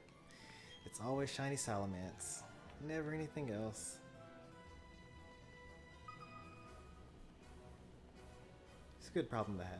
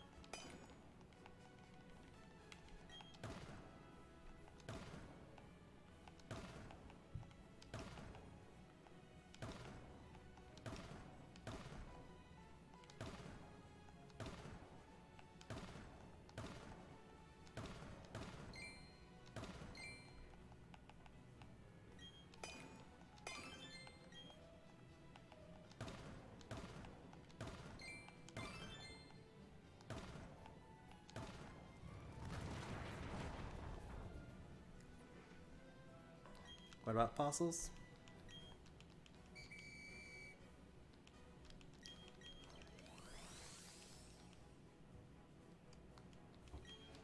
Shiny Gengar.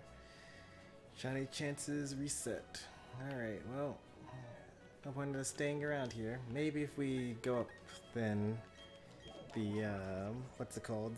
The eggs will hatch. Maybe they were programmed to not hatch during the special event.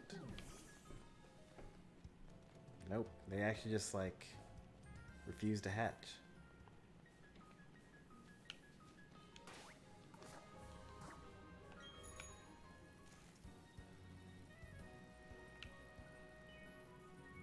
Back to the original strategy for a little bit.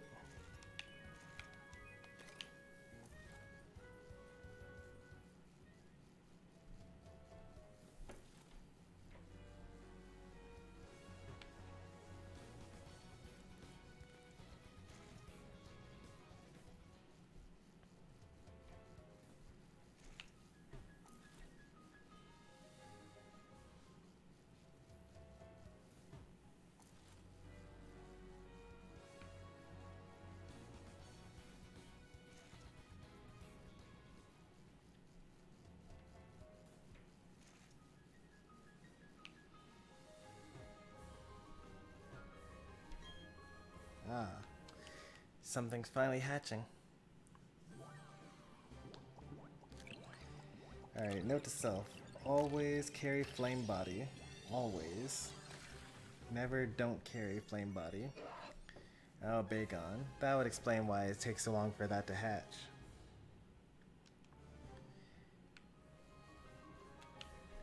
So then, the other one's probably like Beldum or something like that. If it's really taking this long to hatch. Hey there, Pika.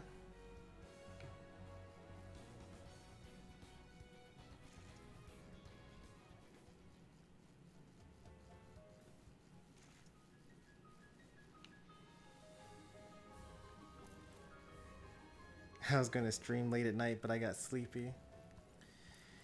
Well, if you go to sleep, then you can stream early in the morning. It's like 1 a.m. for me.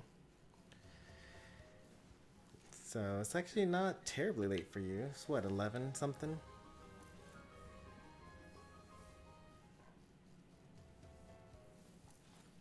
You could probably get away with it.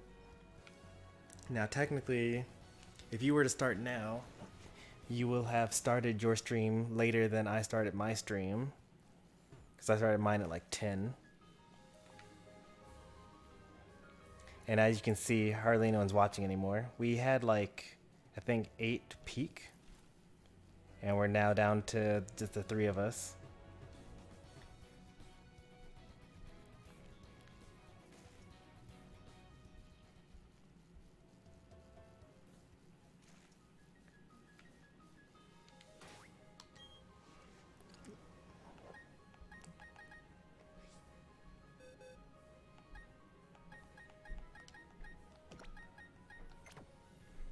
Put that away. Pull this one out. Actually, does Apom evolve by level? Apom evolves by knowing double hit.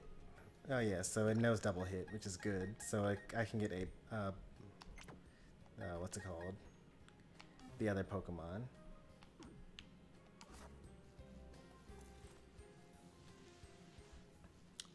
Ambipom. That's what it is.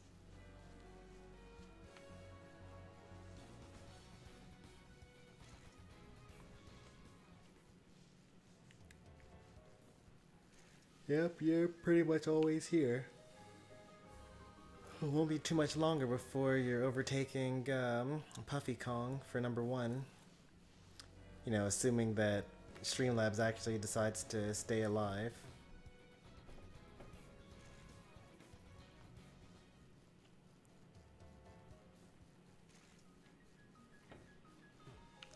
Oh, so you already did stream. Okay.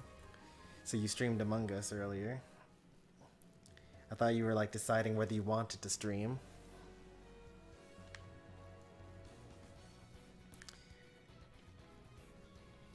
Well, this stream will definitely put you to sleep.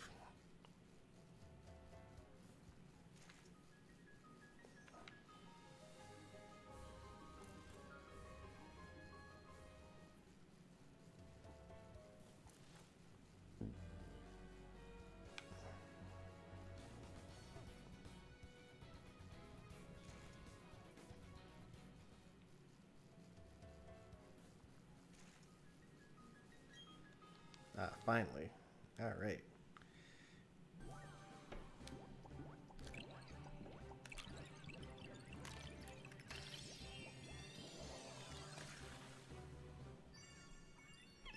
Happiny? I went all that way for Happiny? I think I already have Happiny. Actually, I actually don't have Happiny, so that was actually good. And I don't have to breed a Chansey for it.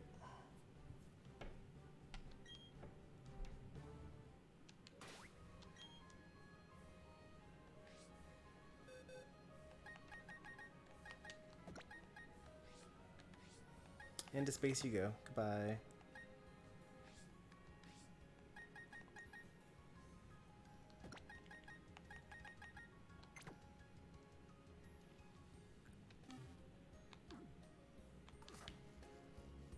Alright, I can finally go to bed.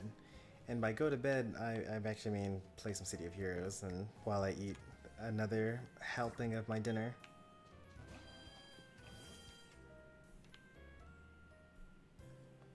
I have a lot of Pokemon boosters, I don't know where to put them. You need binders.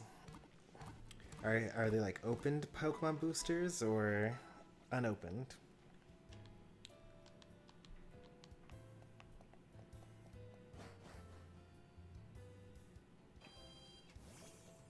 My friend let me borrow a Happiny. That was 14 years ago. Are you ever gonna give it back? At least throw them in a volcano?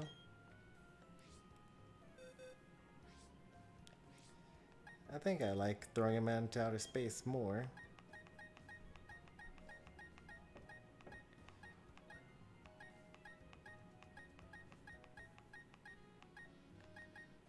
I mean, there is the ability to throw them into a volcano.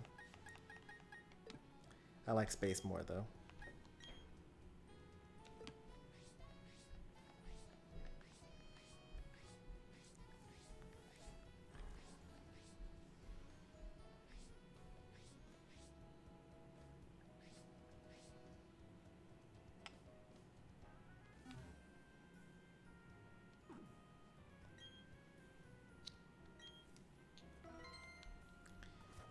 Alright.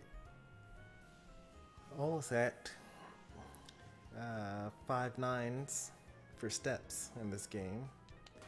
I'm gonna forget where I'm supposed to be going, right? Oh, that'll be easy. I'll need to get the berries the first thing anyway when I start the next stream. He sold his game years ago. He's married and has a kid now, so I guess I won't give him his Happiny back.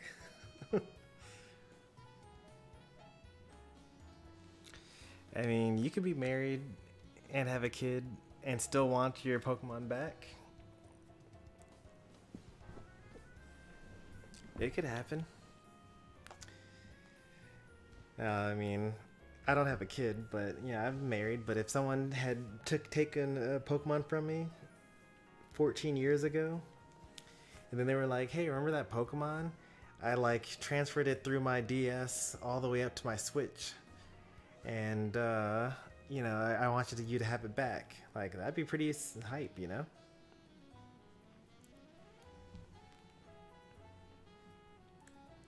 Like, you went through the trouble of transferring it from your DS to your 3DS, to Pokemon Bank, to Pokemon Home, to, you know, Let's Go, or to Sword and Shield.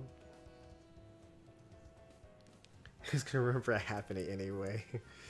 Just admit it, Pika. You just like having his Happiny.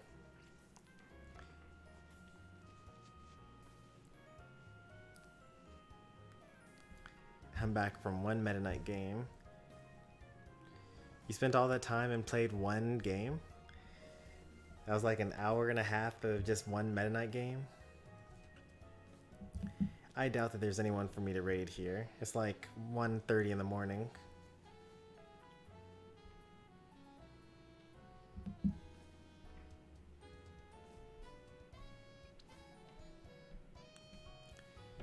There are people that are playing Pokemon Brilliant Diamond, but they're shiny hunting. And actually, Triv was playing Unite up until 3 minutes ago, apparently, which is hilarious to me. Like, it's way late for him. It's 2:30 for him. He must not have work tomorrow.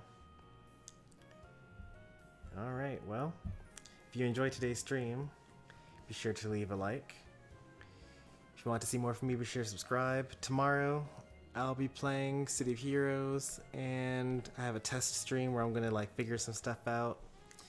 And later on, we're going to be playing a really long Unite stream. So, if you're looking forward to that, join the Discord, get the notification squad role, and you'll be notified, or you'll be pinged when I go live with that. Until then, thanks for watching, everyone, and I'll see you next time. Take care and goodbye.